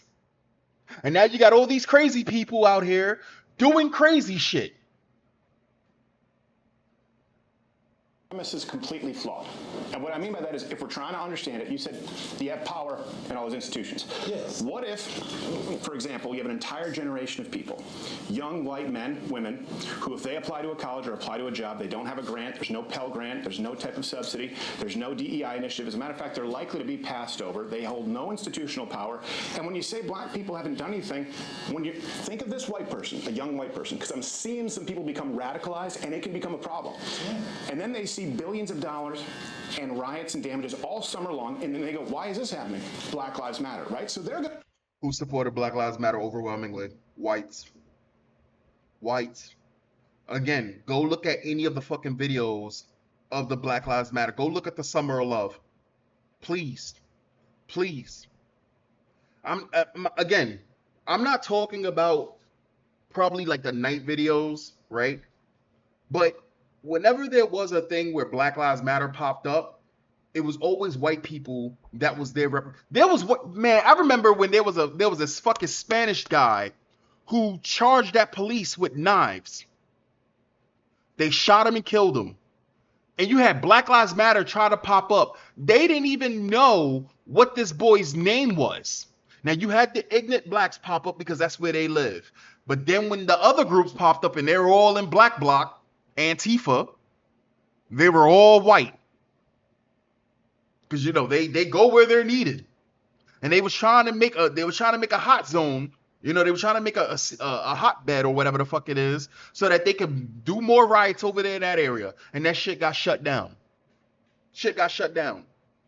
When you had that young mother who there was a crazy person in her building and he was shooting at her, listening to her in her apartment building where she was moving and shooting through the fucking wall to try to get her. And the police ended up sniping him and killing him. Black Lives Matter came out and she said, what the fuck are you doing? I have a child. And you had a white person sit there and try to sit there and say to her, now mind you, you had a black girl sit there and try to like fucking interject and try to like bully the other black girl. I'm sorry, Spanish girl. It was a Spanish girl. So it was a Spanish girl who was a mom, single mom, I'm guessing. Or the guy wasn't around at the time. And you had this black girl get in the girl's face and try to be violent and all of this other shit. But the people surrounding her, that put that egged her on in that situation to get loud, and the white person that spoke up, like Khaleesi, like mother of dragons, protector of black people, better than black people because I have empathy, right? I'm also black because I have empathy, right? I'm a person of color too. They egged that black girl on to do that, and she was surrounded by fucking whites. Whenever there's a riot, white people, hey, it is what you guys like. Now, they have no institutional power, but if they go into a neighborhood that's largely black, they're going to get the shit kicked out of them. And they're being blamed for something that supposedly their racist forefather did that they have nothing to do with. You think we're ever going to have unity? This is the problem. Unity, if let's say your dad's a or your grandfather's a and you walk up and you slap his teenager, you now have made that person hate you for life. And that's what I'm seeing with not even my generation. Younger people are going, I had nothing to do with this shit. They came up during the riots, they've come up under DEI, and they're seeing a 12-time murder rate, skyrocketing crime, and any proposals they make not holding institutional power shut down as racist. Now, why was DEI even instituted in the first place? Because for the majority of time that black people have been in this country and been free, we've been denied so much. Somebody somewhere had to put some things in place to provide access of some kind. If you believe that, that's fine, but you can't tell that young white kid who had nothing to do with it that he should just sit down and take it, especially when they're getting killed. That's what America's been telling us for the longest. The young white man that has to not in my lifetime. DEI, the young person of this generation that you said that feels they're misled by the being mistreated by the DEI. I'm just using as an example. They don't hold any institutional power. Young white people don't. They don't have an advantage. Not yet, because they're young white people. They have an advance to where they're middle-aged white people, where the power comes. See, what black people, once again, when you got colleges that denied access to black people, you can't come here. Something had to be put in place. Well, look, y'all got to let some black people come in. Y'all can't just that started happening long before DEI. But see, long before black people were admitted into colleges. HBCUs. Hold on, let me say what I'm trying to say. My bad. My bad, I'm trying to make it clear. He's trying to do a senior Wences and talk through you. So well, because you trying to. I get it. DEI is just a new way of wrapping affirmative action. Yeah. Affirmative action had to be put in Both are fucking terrible. Full stop. place because there was the access being denied. So the legislation had to be put in place. Well, look, we can't just exclude all of them.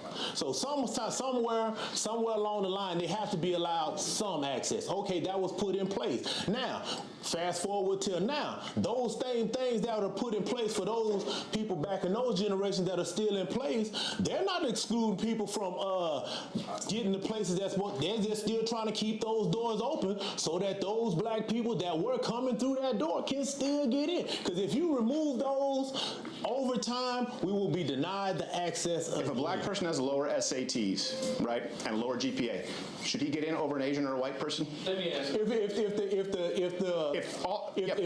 all things are supposed to be laid out equal, no, you shouldn't get. If you don't have it, that's what's happening. What it takes to get in. No, but it is happening, and I'm telling you, there's no but. There's no but. That should be the end of it. There's no but. Asian people have been done filthy by the United States when it comes down to colleges at some point. Like I remember seeing a lot of Asians getting done really, really dirty. And I think that is fucked up. Yes, that's not the majority of what's happening. It is happening. It is happening. Relates to DEI. First of all, DEI has been more beneficial. I'm a former commercial contractor. All right, DEI and affirmative action have benefited white people vastly more so than black. White women, you can't say white people as a whole because it's only white women. DEI has not benefited white men at all. It's the fucking women, dog. All you gotta do is look at the business ownership or what have you, and you notice that as long as that white female happens to be 51%, then she qualifies as a minority and a double minority. The fuck is a double minority? I thought that was a joke. I used to play Dota, and I used to call myself the minority playing a double minority dragon, which was Jakiro, which is a two-headed dragon, one fire or lava, one ice. So he was like a pyromancer. or whatever the fuck it is. And I used to say really, really fucked up jokes, but you could. I was like, what are you gonna try to do? You gonna try to tell me I'm wrong on the basis of me being a? I used to say some crazy wild shit with him. You know what I'm saying? So yeah. The business ownership or what have you, and you notice that as long as that white female happens to be 51%, then she qualifies as a minority and a double minority because she's white, she's among the minority in business ownership, and she happens to be a female, right? So you look at that based on population dynamics, and that automatically tells you this whole thing about this whole thing about DEI was, number one, not as much targeted towards blacks as much as it was targeted towards minorities, which includes that LGBT.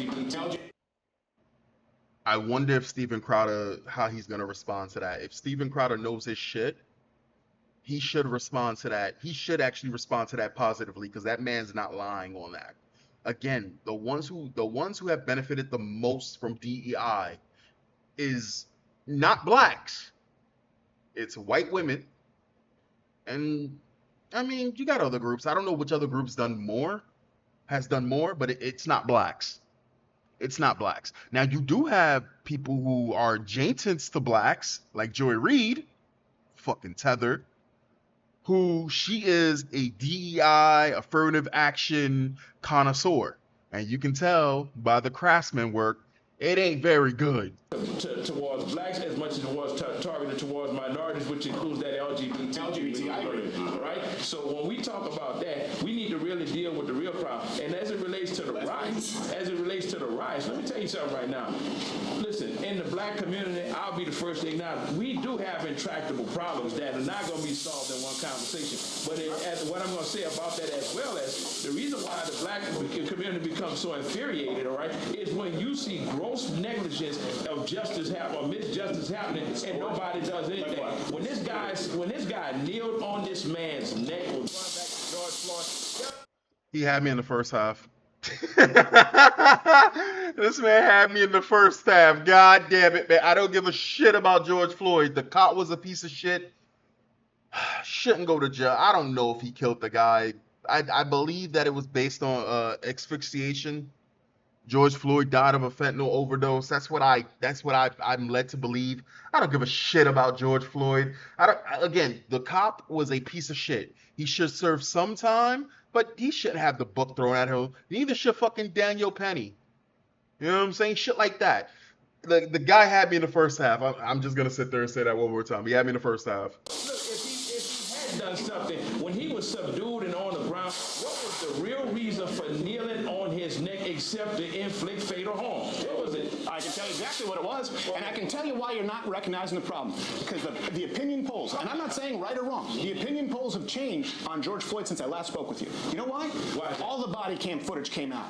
You know what? You know why? Because he was there for 12, 15 minutes, asked to be put in the car, they put him in the car, asked for air conditioning, gave him air conditioning, asked to be taken out of the car, they took him out of the car. He wouldn't stop moving. People have watched it now and go, you know what? It's not what I thought it was. You know how many times he was arrested before that? 9. He shouldn't have been. You know what would have saved him? 3-strike policy. He robbed a woman at gunpoint with a child in the house. And so white people look at it, young white people, right, who you have to understand during COVID, this is a whole generation of people. White people did not have any fucking opportunities during COVID. They didn't get to go to the graduation, college, black, white, all of them, right? It's a generation that's pissed. Rightfully so, they got screwed. I think we can agree on that. They're going, I watched my city burn down for a guy who was arrested 9 times and committed violent crimes against women. What? Now, you know, that's a travesty of justice. He shouldn't be out in public. How many felonies does President Trump have on his record? Yeah, he was still allowed to occupy the most. No criminal felonies. He has no criminal felonies, but he's got moral felonies, which would, if there was a court of justice for that, he probably would be tried a long time ago. I mean, let's talk about it. Oh my gosh, and now we're off the fucking rails. God damn it. This guy was dropped, like my man was cooking. And then you look in the pot and you realize instead of him pouring oil, this man done poured fucking fucking wood, what is it? Is it pine sol? This man done poured fucking wood finishing oil, or whatever the fuck it is, in the fucking pot. This man done fucked it up, man. Here we go. This is where we all get on board with crazy white bitches who accuse women of rape. She accused 26 men of rape. Not at all. Here's the reality, though. And when you look at the conversion emergence of this new agenda where you're going strictly into blue cities. Why is it that most of those blue cities also happen to be occupied? The areas they're going in are heavily occupied by minorities. Why is that so? Well, black people tend to vote Democrat, and they're run by Democrats. Detroit, you can look at it. You can look at Chicago. Is that what you mean? I mean, no, that's not what I'm asking you at all. What I'm asking you is, like I said, with this all-out assault right now, just last night they were talking about something in Chicago, right? But 1 o'clock in the morning, you had people in military gear, what have you, helicopters and all this kind of stuff like this here, not just knocking doors down, but dragging people out. Because it's the murder capital of the country. You just said black people are more harmful. Every weekend, like 16 people were shot in Chicago. Come on now. Come on now. Don't sit there with that, man. Come on now. I was born in a day, but it wasn't yesterday, old timer. And I'm an old timer, so old timer. Don't do that. Come on. You know the reason why it's happening. And the people that's over there, you know what I'm saying? Not the young motherfuckers and the old dudes, not like you. Because you clearly have you clearly got generational fucking trauma and damage, right? Because now he's talking like he's talking emotional, right? Yeah, he's not thinking. We all know why they went up in there and did what they did. Stop it. Come on now, man. By this, we don't want to take out murderers? No. I think really what you're confusing what I'm trying to say to you. Are you about the National Guard in Chicago? No, what I'm trying to say to you is this though. If we're going to talk about the problem, let's talk about the problem in its totality. The fact about it is, when you talk about white America being pissed, white America is going to always find a reason that doesn't fit their narrative or what have you. But what white America fit? That's the problem. Because it's white America. It's not America. And we need to understand something, my dear viewer. I'm an American, right? I may be a black American, but I'm American first and foremost. Sure, I'm black, you know what I'm saying? But I'm American, right? You have people who they believe to be American, you got to have European ancestry. Though, you ever seen a European and an American fight over a white person sitting there saying that he's European? I've seen it happen before. You know what I'm saying?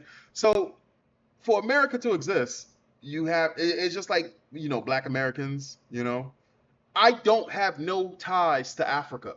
That's why I'm not African. That's why don't call me African and don't call Africans black. I have no ties to them. My origin starts in America. My father's origins start in America. His father's origins started in America. Right? Just like Americans, their origins start in America. They're Americans. I mean, you could say that they came from there, but they're not Europeans.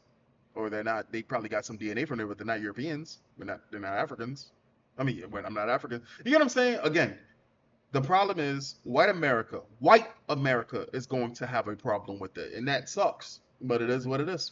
Deal with it. Else to talk about, and what never ceases to amaze me is the fact that the biggest threat is not going to come from blacks. The biggest threat is coming from within. You look at the average person that's been committing some of the most heinous crimes over the days. It's 22 to 29-year-old white males, right? Look at how. No, it's just not true, man. Violent crime. You just said, like you said, a small percentage of the country, about 12 to 13%, 50% of the violent crime, but the murder, a 12 times likelihood. That's a skewed stat. If you just, so you don't listen to them? No, I said that particular stat is skewed. It's not skewed. These are from the FBI, DOJ. And you know what else we look at? We look at Roland Fryer from Harvard, who conducted it, black professor, really respectable guy, honorable man, conducted a study, and he came out and he said, yeah, all of my research says that black men are 0% more likely to be shot by police officers than whites. Black people got so mad at him, he reconducted the study, a black man from Harvard, and he came to the same conclusion, and now he's not black enough. Wait, so yeah, let me see if I that's understand fucked you up. clearly. Yeah. You're saying, according to this guy's statistics, right, that black people are 0% less likely to be shot by a white police officer. A liberal professor at Yeah, I mean that. What the fuck? Why did he repeat it like as though that's hard to understand? I would not get shot by a police officer if I was being arrested. Have you seen, dog? Have you seen these fucking videos with some of these ignorant blacks that they are acting a fucking fool? And I'm just like, I don't understand how you didn't get a whole blasting you like 20 minutes ago. acting the way that you acting. Now, I have seen really bad videos of unfortunate black people being killed, and the reason why is because, and again, police go through fucking hell. They're underpaid, they're overworked, and they're in fucking stressful situations. You know, they don't need the most terrifying call that a police officer has to deal with is a domestic dispute, because that's where the shit really goes off the rails often. You know, that's when tension is really fucking high. You know, but I mean, yeah, just like you have these fucking people, like you got again. you- It's sad because I think in this particular probably most barbershops, when you have a group of people around a group of people and they tend to be the same groups of people, eventually the hive mind starts to form and they start to think the same fucking way. And it sucks. Steven Crowder thinks that he's talking to average black people. And I've heard more conversations of people being more accepting of what Steven Crowder is saying in the fucking hood. But the problem is you would have to find it in between all of the other bullshit. You got one friend that sits there and says something, and then another friend sits there and says it. You're like, holy shit, you motherfuckers are conservative, and all y'all do is just sit on the porch and just shoot the shit all day? You just fucking blend it in, huh? They know the deal. It's no different than when you run into a black person who likes fucking anime or video games, right? It's a different fucking mindset, and it's not hard to find these people. It's not hard to be able to tell the difference from these type of people. The two old guys are stuck in their fucking ways. They sounded good in the beginning, but again, I don't like this. I wish somebody had comments, like somebody actually better was here. The other guy who's there, he's all right, but I mean, and I'm not sitting there saying to be, you know, throw facts and shit in Steven Crowder's face, because I don't disagree with what Steven Crowder's saying with a lot of things. It's just they're gonna keep going back. Like they have a flawed worldview. They do. You know what I'm saying? I can see the shit a mile away. Harvard, yes, and he conducted it twice. Because black people said what you're saying. He goes, look, I was as surprised as you. I was trying to find how much worse it is. My data showed me it's not. He reconducted the study an entire time. Now, he did come to the conclusion that an officer is 18 times more likely to be shot than a black man by an officer. This is a black liberal who studies statistics. At what point do you listen to him? And I don't believe him. That's you too. Institution, and if he comes out and says something of the sort, there's no telling the backlash that he may not get. Listen, there are token blacks in every society. I mean, all you have to do is look back throughout. And there we go. Right? And Uncle Tom? This guy, come on. No, but here's my thing. Here's my thing, Steve. Right? I'm not alleging that the guy wasn't Uncle Tom, but let's be frankly honest. How many? My man, you just said there's token blacks in the community. Whenever a black person doesn't fucking sing or dance to your tune, and the craziest thing is the ones calling black people not black enough are the minorities in the black community. Not all black people enjoy blasting music, so everyone gotta hear it. Not all blacks enjoy not being there in their kids' lives. Oh no, that's my $200 fight stick, and it just landed on the it just landed on the stick side down. Oh fuck. Anyway. Fuck. Anyway.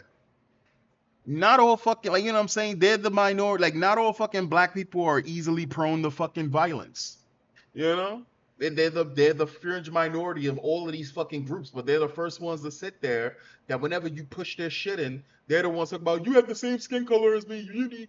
We need to be working together. No. It would have probably have been better if Steven Crowder would have been able to pull some people from colleges. Maybe. I don't know. I mean, listen, I'm just going to sit here and say it like this. The people that he pulled are not good candidates.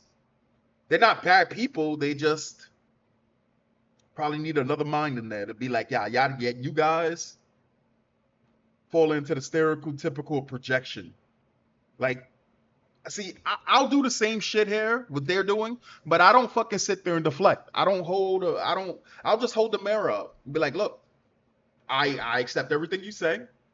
This is what you guys do. That's it. That's it. I'll accept what you say. Accept this. That's it. Now, how do we fix it? That's it. I don't want to hear nothing about no fucking skin color. I want to fix the fucking problem. The solution? It's not possible, but in a better world, in a just world, criminals are treated like fucking criminals. You rape somebody, you kill somebody, you get harsher sentencing. Oh, you committed multiple violent fucking acts and then you killed multiple people? All 50 states you should be put down. And mind you, open and closed cases. We're not talking about some fucking somebody's being alleged. We're talking shit like the fucking white boy who was in that fucking house and murdered all his roommates. Murdered those girls. Murdered them. Remember that fucking crazy dude who he's now sitting in prison talking about he's afraid because the prisoner said that they're gonna rape him? And it's a fucking kid who was in a house and he killed multiple different people in the fucking house for no reason. For no fucking reason. Just slasher them all up. He should be put down. Many shootings have happened in most recent history that have involved black men that have been unarmed, and you sit here and use that analogy that black men are analogy times. Listen, as a totally blind individual, listen. Oh shit! I kept saying Stevie Wonder. He's really blind. Oh shit! My bad. Wait. Damn, this is the information you get and you're blind, dude? I'm even apprehensive. There was an incident where the police stopped us, and it was my cousin and I. My cousin is a retired military vet, or what have you, right? And immediately when we got out of the car, out of fear of possibly being shot, the first thing I did was raise my cane and say, "Officer," I said, "Listen, I am totally blind." Before we get out of hand with this, right? Now I shouldn't have had to react like that, but when you start looking at what's really happening in this country, many times these, because see, here's the deal. I don't care if you put on a uniform, you can't legislate the heart of a man and his intent, all right? And many times these officers do allow that badge to give them impunity to operate and exercise their racism. Let's be honest here, Steve. Some of them do. By the way, I just find it funny that when I came up and shook your hand, you didn't tell me you were blind this whole time. I was like, I must have woke you up. You could have said, "Dude, I'm f***ing blind." I was like, "Oh, my bad. I'm sorry." This whole thing. You just throw that out there like a f***ing cluster bomb. I'm like, so he should have waved his cane when you came in. I feel like an asshole in the middle of the room. That's what I told you when you said, "Is he sleep behind the glasses?" I was like, "No, he just can't see you." That's smart, Steven. You're trying to lower the temperature because they're being kind of, I mean, they're not really listening. One of the best ways to try to like get things back on track is to, tell a joke, make things a little bit more lighthearted and shit like this, because once it starts to get off the rails like that, I mean, it is what it is. I've never feared a police officer in my life like that, where I'm sitting there talking like that. There's nobody I know. In fact, whenever I ever dealt with police officers, I'm joking with them.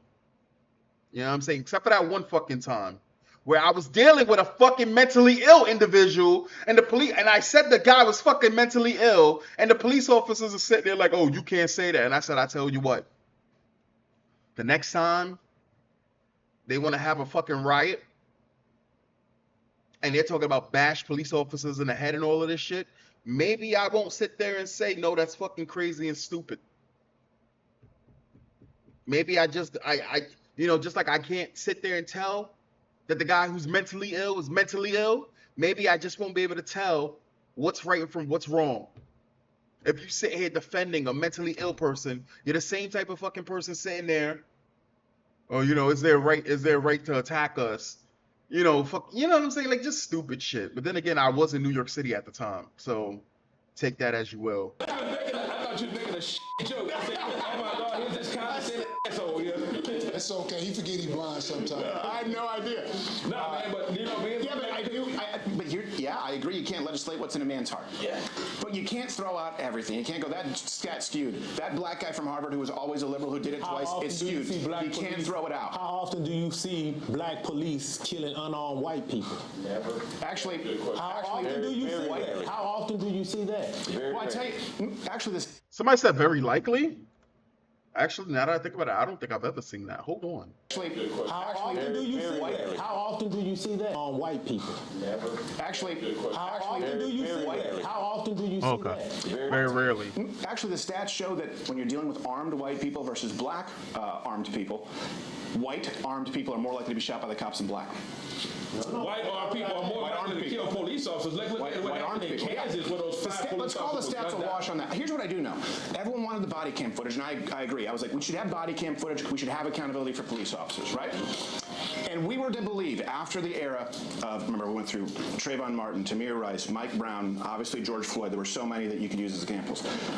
We thought that we'd have a rash of body cam footage showing us the police brutality. You haven't seen body cam footage of note in the last year. Once that footage came out, it's about a 20-to-1 ratio where you see someone getting violent with an officer. We have not seen what we thought we would see. And now people are going, okay, so maybe not the body cam footage. Right? We thought we'd see all the abuse. Before you jump off of that point, what about the body cam footage where we see white people and white police and the white citizen is being belligerent with the police, but the police showing extreme restraint? Absolutely. I have seen that, but here's the thing. I've also seen black people being fucking, like, getting away with fucking murder. I honestly think it's just the police officer. That's really what I think it is.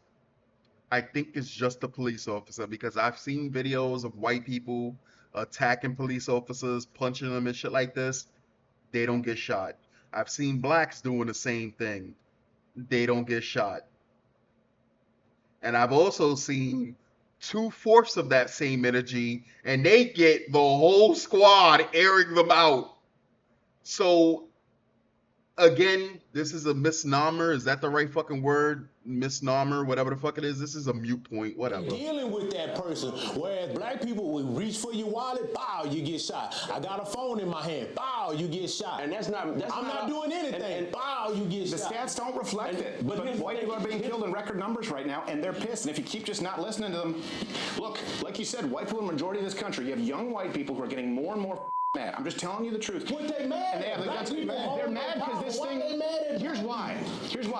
They go, look, I'm 12 times more likely to be killed by a black person than you are a white person. And you go, well, that doesn't count. They go, look, my dad's business got burned down. Yeah. My city got burned down. I've been accused of being a racist, even though I'm not. And I'm looking at this right now, and I'm not allowed to have an opinion. And I can't go into certain neighborhoods because I get my ass kicked. And then you just say, yeah, but you've had systemic power. That is a surefire way to breed racism. Let's be frank about that, Steve. Now, first of all, here's why I disagree with you emphatically, right? Number one, when it is historically proven when there are riots, and this is the crazy part, most times we as blacks, we tend to riot in our own neighborhood for the same reason why we're not 12 times likely to kill a white person, because of that fact that the penalty is going to be much harsh, okay? If black people were really the kind of threat and menace to white people as we're going to sit here and say that they are, never mind the stats, there's no way in the world that most of us would still be here, because guess what? You guys would find a way to deal with the problem if it is from a multiplicity of angles, all right? So, like I say, when I'm saying this right now, when it comes to stats, deal with it. Who controls that narrative, Steve? We did deal with it. You know what we dealt with it in blue cities? Cashless bail, catch and release. We did everything that was demanded. Defunded the police in certain neighborhoods. Guess But what? no blacks ever asked for defunding the police officers. Oh yeah. Well, here's the deal. Now I will say it's mostly. That's what I'm saying. It's mostly black women. It's mostly black activist women. He said, yeah, everyone agreed, black women. Well, no shit. It's the fucking women. No shit. Again, of course you got some fucking lip dick fucking lefty fucking woke black dudes out there and white dudes out there that of course they vote for this type of shit because they're following women doing the same shit. But it is women that are sitting there who will sit there having a TED talk talking about some Jonas is 19. Jonas is attracted only to girls 7 and 9 years old. Jonas has never acted on it on this. Is Jonas a monster? And it's like, if you don't get your narrow ass off this goddamn stage, you pedophile, by proxy, it's like, come on, man. Only women will do shit like this, and then we gotta sit there and you really want to think you don't got an opinion? Try to sit there and shut down a woman being fucking crazy, and you gotta sit there and listen to her be crazy. And if you sit there and you tell her to stop being fucking crazy, she'll sit there and tell you you're mansplaining and then continue being fucking crazy. But now you get shut out from places like your job, from places like your fucking country. They're not representative of black men. I get that. Just like the guy who just. No, they're not. In fact, I believe that a lot of black men voted for Trump this year, the election. Not a whole bunch of blacks, because there's a much bigger margin of blacks that can vote. Black men voted for Trump. Overwhelmingly, women voted for Biden.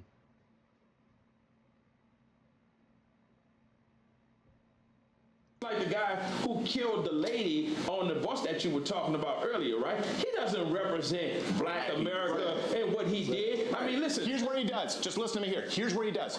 Here's where he does to a lot of people. This is what I'm just trying to, because last time I sat and listened, but I want you to hear something really important. Here's where he does. Young, like that person's parents, that person's relatives, look at it and go, wait a second. This guy was out 14 times, and the reason he was out 14 times was because a black female judge, in the name of restorative justice, who has received funding from NGOs, said, we're going to have cashless bail and catch and release and the IOU policy in the name of racial justice. So people are going, my daughter's dead because it would have been racist to keep this guy in jail. You need to understand that, right? But you understand it, though, right? Because you just made those.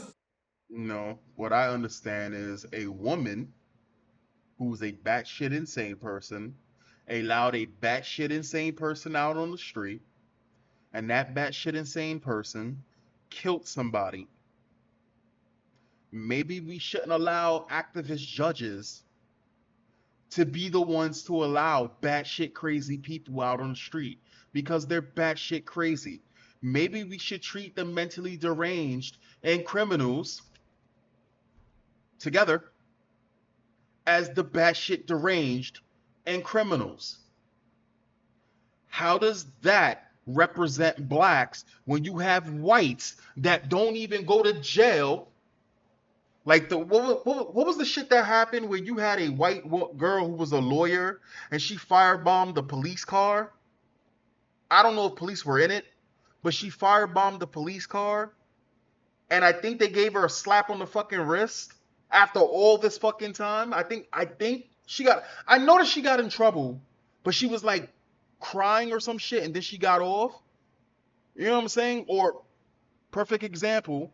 That shit that happened where you had all of those white people storming all of those government buildings or whatever like that in different places in the United States, all over the country.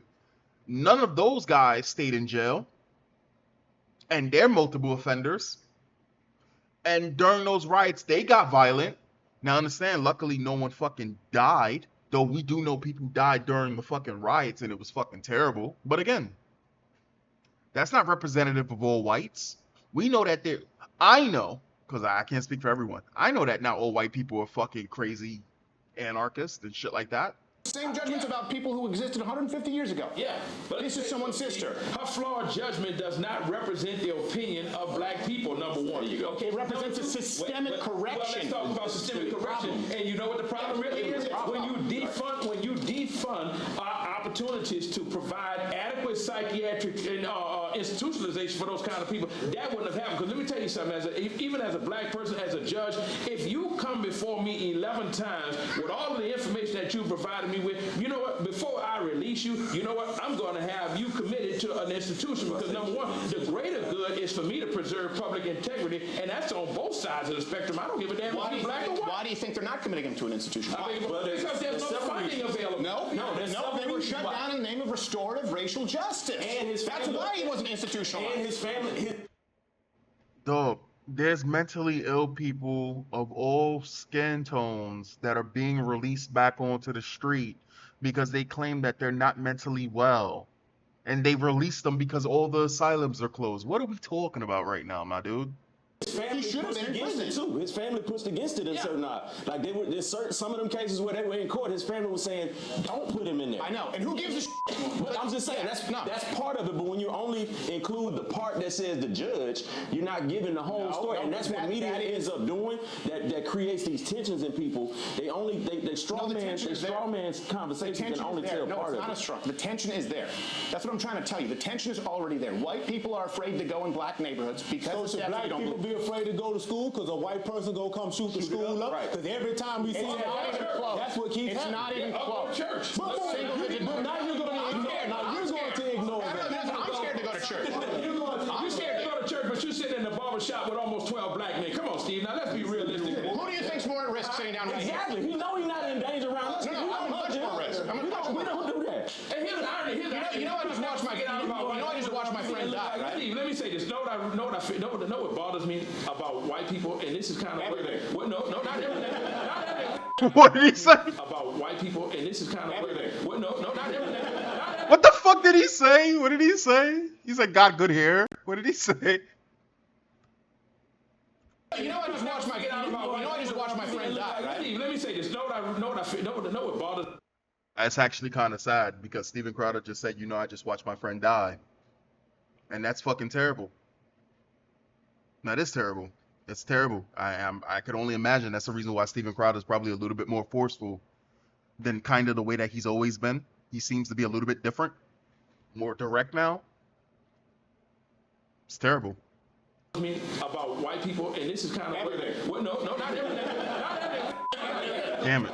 We smell like wet dog or some shit. I've heard all this stuff. Let me tell you what bothers me about white people. Let's be honest here, because I work with a lot of white people, so I have nothing against them at all. Let me be honest with you. But the problem the biggest problem that I have is that you constantly get bombarded with the excuses, all right? When you really come down to it, let's be honest, man, and let's be really truthful with one another. Ask yourself, what do you expect when you look at architectural oppression, economic depravity, and social disparity? What would you call it? Bad decisions. Huh? Bad decisions. Bad decisions. Yeah, I think right now in 2025, it's bad decisions. I think everyone can make bad decisions. And you know what? I'll even go here with you. In all fairness, I think that's absolutely true. So my question for you is, how do we move past this? Yeah. Okay. That was perfect. That was perfect. I think we can acknowledge that when it comes down to black neighborhoods and shit like this, the black race, they are purposely targeted for a lot of degenerate bullshit, destructive shit. You have a lot of the food that they place in these neighborhoods, the things that they build in these neighborhoods, the fact that there's no places for kids properly, playgrounds, etc., etc. You know what I'm saying? Like shit like that. When it comes down to the music that they push on all of our children, but before they do it, they push. Again, when you know damn well a person who sings a song called "Wet Ass Pussy" should not be on Nickelodeon Awards or no shit like this. Yet they do it. When you got Sexy Red going to fucking going to high schools, smelling like fucking weed. And when they told her she couldn't be out there, she went outside of her car and started twerking. And all the students came out. They destroyed a lot of black kids' minds. Again, the damage is fucking generational. But Steven Crowder is right. It is choices. It is your decision. You can live in a place where all the boys are either selling drugs and all the girls are doing prostitution. And you can do those things, or you can do something else. It may be a lot harder to do something else, but we can acknowledge that those things exist, and we can acknowledge that it is a choice to continue to do those things. So it's not an excuse, but we can acknowledge that it does exist. I agree with you. I agree. And I think maybe we'll find some common ground here. If we agree there is personal accountability and bad decisions, and I think we also all agree that feminist white are the worst demographic in the country, along with lesbians. There's a great book that says that they were her pride. See, that's what I'm saying. Like I'm telling you, I believe. The biggest danger to America is not the Chinese. It's not Islam. It's white woke women. By far. It's not even close. When they sit there and say you're 12 times more likely to die by a black person if you're white, just imagine all the fucking injustices you go through as a male by a white liberal woman or a white a democratic socialist or a white communist woman or a woman who plays on your heart and then she flips out and she turns out to be batshit fucking crazy. Don't get it twisted. Our women, black women, are cooked too. Let me just clarify, and I mean that. Angry white feminist bitches and lesbians, because if they didn't vote, we wouldn't have half of the shit. But, and this is one thing I appreciate about black men, that white men are so, black men can talk about these things, and black men are okay being masculine. White men are told it's sexist. There's a lot there. Personal accountability decisions. Now, just take that and apply it.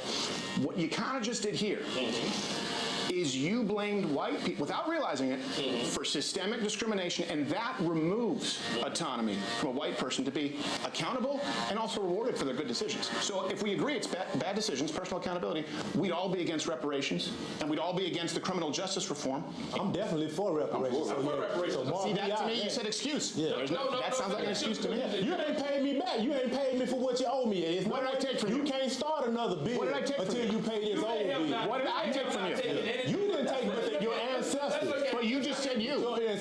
Well, when I say you, I meant it as a euphemism. But can you understand why white people hear it and get pissed off? Yeah. Because I can take shit. But they're not mad about the advantages that were built into their lives. So you want young people to pay? Sounds like an excuse. Sounds like an excuse. Even without paying us back, Steve, know what my thoughts are on this here. Give us an opportunity to exercise our ability and our autonomy. Let me give you a perfect example. There's a gal right now, her name is Joy Reid. Look up her. I know Joy Reid. She's out of her mind. Look up her educational background. You don't think Harvard gave her a degree just because she was a black person of DEI, do you? I think she's an idiot. Okay, so but not because she's black. Joy Reid's not black. What the fuck you mean just because she's black? Joy Reid's not black. She's a fucking tether. And yeah, she is fucking dumb. She's dumb as rock. Holy shit, Joy Reid is stupid. And yet she went to Harvard. DEI, do you? I think she's an idiot. Okay, so but not because she's black, but she's an idiot. Okay, so you're entitled to. I think Van Jones is smart, and I disagree with him. Joy Reid has said things that are so. It's the funniest thing. Joy Reid hates white people, and you could tell she hates white people. I remember when that white girl, got killed. She viciously got killed. I forgot if she was in the back of a car and somebody murdered her or some shit, like an illegal or some shit. And Joy Reid got upset because a story about a black girl was being kind of brushed to the side about it. And she didn't like, and it's so funny because Joy Reid doesn't like white people, but she has a blonde. She doesn't like white people or Trump. Yeah, she has the same fucking wig. Like people was putting on the same wig that putting on Donald Trump's hair on Joy Reid's head. But like that's fucking crazy. Verifiably untrue. It's insane. Okay, so but as a man, I'm going to indulge you and say, hey, you know what? I'm not going to indulge you. I'm going to respect your opinion, your frame of thought on that, right? I beg to differ tremendously, but nevertheless, though, that's why we're having this open discussion. But let's really talk about where we need to go from here on, and that is the fact that black people have every sense of entitlement as it relates to having reparations, and I'm going to tell you why, right? Because nobody has ever been as more loyal to white people despite the treatment than black people have, right? Nobody. You show me one race. You know what? They make options and opportunities available when other ethnicities come here or what have you that we will never get a chance to have, right? And then they turn around and tell us, stop asking about reparations. Whenever we want to ask for equality and fairness, it's a problem. So white America. So it spends several $1 trillion. When is it enough? Wait, we'll spend $7 trillion on what? What did we spend it on? Let's go back to Lyndon Johnson model. Lyndon Johnson, you're talking about the war on poverty? Is that what we're talking about? Yeah. 1965? Why was that done? All right, but here's the deal. What about the Department of Education? Here's the deal. So now you're saying the Department of Education. Let's go back to the Department of Education. Okay, so my point is, hold on. No, I didn't answer your question. All right. The reason that this was given, right, when you're talking about the Great Society program, the reason when you look at the Model Cities program, urban planning, $8 billion into Detroit, adjusted for inflation, the reason that, and I don't know if you know this, black students in this country get more spending per pupil than white students. I don't know if you know that. That's an actual fact. Even in impoverished neighborhoods through public funding, these were the reparations that were asked of white people throughout each decade given, and then we're told, no, that's not the real one. They were given, whether you like them or not, whether you think they work or not. And by the way, I think they're dog shit. I think we should completely suspend the federal Department of Education. I think the Texas state could do a much better job. But those were done in the name of racial reparations because they were demanded, Steve, and now it's not enough. You say that, but Steve, listen. What was that? Say we should suspend the Department of I agree with you, because so why would they do it correctly? It's not just because it was done in the name of racial justice that it was done incorrectly. That's the reason for it. I'm saying that's the reason for it, but along the way of trying to achieve racial justice, you just did it wrong. But let me ask you, that's my point. You said people did it the way we were asked. The reason was right, your approach was wrong. So now you make some 20-year-old kid pay? No, but you came out and said something you said that you're against the Department of Education, right? Let me tell you Federal something. Department. Yeah, Federal Department of Education. Let me tell you something that has come up in a lot of circles that I'm always talking about as a person with a disability. The Department of Education does a lot more in terms of, even with the enforcement of Section 504, right? 504 says that you must have accommodations for individuals with disabilities, right? Perfect example of it, when you walked in or someone just walked in, did you hear what that thing said? Right, left. Go down to Austin. Let me tell you something. When you suspend the Department of Education, you're also telling the remain 36 million people in this country who have disabilities, you know what? Screw you. Figure it out. We don't have to do anything, okay? And this is another reason, going back to what we said with the Black America. If you don't have certain mechanisms in place to ensure that there is a fair and level playing field, right? Guess what? The controlling party that's in power, or what have you, are not going to say, hey, wait a minute, let's look at this other disenfranchised segment of the community or what have you, and see how can we provide I'll disabuse you of that notion. Okay, let me disabuse you of that notion. Go ahead. Over $3 trillion adjusted for inflation, right? The Department of Education, early 70s. Okay, before that they were run by states. Over $3 trillion. What are math scores? What are literacy scores now? In both depends on what part of the country you're asking that about. Correct. Across the board. Across the board. You can't go there because I'm gonna tell you why you can't go there. No, hold on. I'll answer the question. Because then I'll show you an example of something that actually works, because we need solutions. They're across the board down. In other words, $3 trillion test scores are worse. And they're even worse in poor areas where there's more spending. Do you know where black students in New York City actually do really well? White Catholic schools, where they have more students per teacher, on average 35 plus. In other words, they have fewer teachers. It's done privately. Charter schools, school choice is something I support. That means for everyone in this country. Can't do it because it's racist. Let's look at the academia, though. Okay, that's why it's being fought. When you start talking about that, what have you? When you talk about test scores, we can go just north versus south or what have you. Let's look at the quality of education that's in these schools or what have you. Are you going to tell me that it's a standardized academic agenda that's promoted throughout this country, or is it the fact that some people have a different education level than black? Listen, I work with people. They're bad across the board. I work with people every day that are out the north that have far excelled in that's absolutely true. Than we have in the bad and worse. There's no good. There's no good. There's shit in here. And what I'm saying is, here's something where we could find common. I've proposed this, many people have, where we go, look, instead of giving money to a school, like you say, some of these schools suck, right? Instead of just putting, let's say the average spending is $15,000 per student. That's a rounded number. It's anywhere from 13 to 50, okay? If instead of putting that money in the administrative costs at a school, what you do is you say, okay, that's a grant, that's a voucher that attaches to the student, and they can take it to any school they want, so they have to compete. So that kid can now choose where they go to school. Can't do it because it's racist. That's why it's been fought. People say black kids would still be stuck in shit schools than white kids. Why? Well, see, that comes because they wouldn't be able to transport themselves out of a bad neighborhood. But right now they're stuck with one school. So when you start asking those whys and go down the rabbit hole of why and start asking, okay, well, why would somebody say that? Well, this is why. Well, I'll tell you why they really say it. And the teachers unions. Because the teachers unions? Yeah. It doesn't make. In other words, if a black and teaching unions voted overwhelmingly Democrat over the last last 20 years or so. Teachers unions are the ones that fight the hardest for LGBT in schools and all of that crazy shit, dog. Like, the teachers union is actually evil. Actually fucking evil. Who's behind the teachers unions? I think with this video, I think Steven Crowder's holding his own pretty well against individuals. It kind of sucks because I know I would rather one person talk at a time, but that's really hard among a lot of blacks, to be honest. But these guys still suffer from that same. It's no different than talking to, like, he's not talking to middle ground black people who probably lean slightly left or slightly right. He's talking to the equivalent of an average lefty. Not lefty like a white lefty, but like he's talking to, this is the equivalent of trying to talk to white Democrats. And that's the thing, is that not all fucking, like, he's talking to black people, but it's like talking to Democrats. If you're talking to fucking it's no different than wokies, dog. It's like, come on, man. Get a black kid right now has to go to because in certain communities where they don't have certain resources, it's a lot of kids. Once again, I've raised my kids, graduated 3 kids from. I've been afforded some things in this community that some people down south don't have.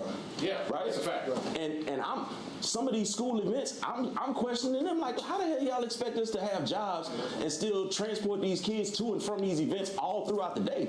But if them people down there had to do it, so you think what we're doing now is better? They ain't got transport. Half of them ain't got transportation. I think we need to go back to the real truth and the real truth. Because that's what I'm saying. Because they're in impoverished areas, and we already know based on how we see. So then how do we fix it? We have to pay for a car, don't even have grocery stores. No, those same areas. That's horseshit. There's food I see deserts. everyone here has a smartphone. You can literally order any food that's ever existed on Earth to any municipality cheaper than ever. If you're in an area that already has a lack of resources and you're already low income, how you gonna order something? Amazon, one click. But see, here's the deal. We're talking about food deserts in 2025. Come on. What is happening right now? That's the problem that we were not discussing. You know what that is? You've got to go all the way back. This has been an insidious process that's been at work. And the bad part about it is, as long as we as white and black America keep fighting among each other, we'll never see the big picture. You go back to 1982 under Charlotte T. Eisenberg, who was the Department of Secretary under Ronald Reagan, Department of Education. She wrote a good expose many years later called The Deliberate Dumbing Down of America. She kind of patterned that after that B.F. Skinnerian behavioral modification, and it ties all into the founder before the Department of Education, which was General Education Board, where they say, you know what, we don't need more painters, we don't need more artists, or we don't need more poets. We just want good cogs in a wheel that are easily taught, that we can mold under our own hand. That mantra still holds true today. So you got to look at that. You got to look at where we come from. We come from a nation that was industrious and coupled with innovation to now everybody tends to do things like you say with your smartphone. You know why? Because pictures keep you from looking at things contextually. All right. So when you think about this educational system, you got to go back to what changed in this educational system and why we're where we are. Because you can't just yeah, but you can't just simply say that everybody wants to be dumb or everybody in the South. I didn't say everybody wants to be dumb. Okay, well, tell you this too. Here's another problem why scores are so much lower in this country, especially when you talk about black. Because money doesn't fix a problem. It's that money doesn't. We've thrown money at the problem and it doesn't do shit. Solve the problem at the core root of it and start reforming the real academia, all right? That's where you solve the. So you know what you tell people? We're going to operate in a system of meritocracy. God damn it, you will eat what you kill. If you're giving you $50,000 to go to school and you decide that you don't want to, or you fail to adhere to what's being presented before you, then shame on you. I agree. You do away with DEI, you do away with the sex affirmative action, you do away with all of it. Eat what you kill. Do away with DEI, but make it fair across the board. But that's what I'm saying. I agree. If you're going to do away with DEI, if you're going to do away with DEI, you got to make sure that the merits are properly being counted.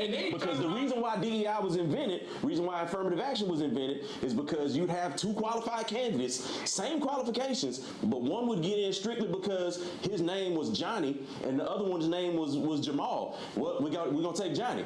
Because naturally, Johnny's going to be better at it, but they got the same qualifications. That's why affirmative action was instituted in the first place. DEI and now when we hear, shrinking white feminists wanted to claim credit. That's a snapshot you can present it in, but I agree with you. Yeah, that's a snapshot you can present it in, but I'm just saying, like, the reason why. No, what I'm saying is, you go down to ask why. I'm being flippant, but the truth is, black people were being admitted in record numbers if they had the same qualifications before DEI and affirmative action. White shrieking feminists wanted to take credit for something that was already happening because people had become less racist, so they can say, tag my white name on there, DEI. See what I did for black people? It's white guilt. And what I'm trying to tell you is young people who have nothing to do with any of this, their guilt is running out, and you can't escape the violent murder rate. You can't escape them losing opportunities and being blamed for being racist when they're not. But that's not white guilt, right? White guilt is feeling bad that you're white. The feminists were doing that because they want an air of superiority. If white women are the ones who actually brought in DEI, which is hilarious because again, it benefits mostly white women. Irony in that. Um, yeah, they didn't do that shit for blacks. They did it just because it makes them feel. Again, you have these individuals who are sit there and claim that they're for the black cause and X, Y, and Z. And the second a black person does something they don't like, they'll scream, defund the police. They're the first ones to call the police. Those kids to pay reparations, you're creating a generation of racists. That's what's going to happen. And, Yeah. Yep. And then you're going to have a. Then you're going to have.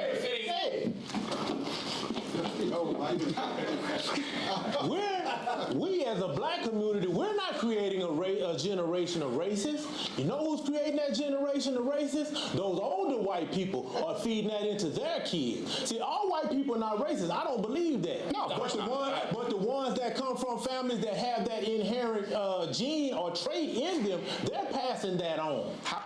What the fuck? What? Oh no! Did he just said that it's a gene? Oh boy. We don't have a problem with race. We have a race problem. Bullshit. Listen, dog. This is almost the same levels as black people can't be. No, this is above that. This is above that. Listen. Just as much as you have older white racist folks teaching other young racists, other folks to be racist, you got your generational fucking damaged black folks who teach their kids to dislike white people just cuz, right? They're all bad people. See, I look at this. The gentleman that got killed, Charlie. He was killed by a white man, a young white man, right? From the generation that you're talking about that's getting fed up. Well, he was No. The person who killed Charlie was a leftist. But yes, he was white. I didn't want to bring it up because, I mean, come on, dude. Like, we all know this, but gotta bring it up. His dad had one ideology. He followed another ideology. That's out the same household. He didn't come from nowhere black. He wasn't hanging around with no bunch of black. I know, I agree. I'm not saying that mindset. His daddy put whatever was into him. His dad either put that into him or his rebellion from his father caused him to think like that. That we're not creating that. Black people. That has nothing to do with them. I agree with you. You ever seen over in Africa? You see an elephant with a bird riding on his back. That elephant ain't worried about that bird because that bird not stopping him from doing the thing he want to do. Where's the bird? No. What the fuck? Burned down $4 billion worth of cities and 60,000 assaults. No. And what young white kids? No, hold on. You got to not get blamed for it. Right. The bird is half as big as the elephant. I mean, you act like it's only blacks that was burning it down. You know what I said earlier. Dog, get the fuck out of here, Steven. Are you really blaming blacks for burning down businesses when you had we have videos of Antifa, who mostly white, were burning down black businesses. Even though you had black businesses sitting there talking about some black-owned business, so that the store gets looked over. Like, that matters. Like, that fucking matters. Again, I'm not sitting here saying that because he's trying to say BLM is just blacks. Well, we know for a fact, tell me, what the fuck was Hispanics even doing in BLM at all? They were there, though. They were down, they were allies, right? Again, all of these young, well-off, educated whites were the main supporters of BLM. And then when you had your Antifa cells that would pretend to be BLM, and when they needed certain things, they were on comms with each other, right? They get an order, they go slightly to the back of the group, they put on black hoodies, and they start to agitate the crowd or attack the police to agitate the fucking crowds. Come on now. Come on now. Come on, bro. You think black people made the autonomous zones? Get the fuck out of here. And the evilest one is when you have a young white person going, okay, why is this happening? And people go, Black Lives Matter. And they go, well, hold on a second. I have an opinion on Black Lives Matter. They go, well, sit down, shut up. Okay, now silence is violence. And that kid goes, well, what do I do? By the way, you're on the hook for reparations, even though his father, his grandfather, his great-great-grandfather didn't own a slave, and he's still 12 times more likely to be killed by a black person the other way around. What I'm saying is society is going to create a generation of racists. What do you say to that young white kid? What do you say to him? Stop watching, stay off of TikTok. Stop reading stats. Stop paying attention to what these talking heads are saying, because they're leading you down the wrong path. They're leading you down a path of paranoia and conspiracy theories. What if their interactions with black people in general are quite negative? Don't tell me it ends like that. Well, we're in it now, and we're going to continue next Thursday, October 16th, on the next installment. Oh shit, I didn't know I signed myself up for a fucking subscription. Look, dog, I'm gonna keep it a buck with you, right? He's not wrong. Get the fuck off online, because only the worst of the worst go online and their voices are amplified. I can open up Twitter right now and scroll, and I guarantee you I will see some extreme right-wing, white nationalist supremacy, Nazi bullshit on my Twitter feed. And I can't avoid it. I can't get rid of it, because Elon Musk has it that the For You tab shows you that shit, even when you don't want to see that shit. It got so bad that I kept fucking saying I don't want to see it, and then it started to show me lefty shit. It thought I was a fucking lefty for like 3 days. I was like, yo, I don't agree with fucking leftists. Get this fucking trooning fucking LGBT bashing right-wing senators bullshit off of my feed, please. Stop. Look, honestly, I don't think that this problem is going to be solved. And by the time that this problem is going to be solved or starts getting fixed, I'm going to be on my deathbed. What we can do now, if we lived in a better world, is treat criminals like criminals. The mentally ill, you lock them up in an ivory tower and you watch over them, checks and balances, but you keep them off the fucking streets. If they can be rehabilitated, you rehabilitate them.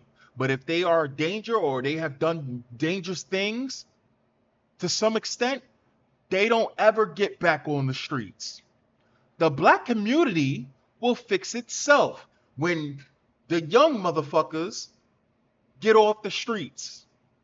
The young fucking shooters get off the fucking streets. When you remove all of the mentally ill people out of the black communities, the black community will be fine. Come back after 20 years with this conversation after doing that. White racists are going to be white. They're going to be white. No shit. White racists are going to be racist. Black racists are going to be racist. But what you can do, right, to fix this is get those dangerous elements out of their communities. Anyway, goddamn, I didn't know I signed up for a subscription. Anyway, I'll catch you guys next time. Peace.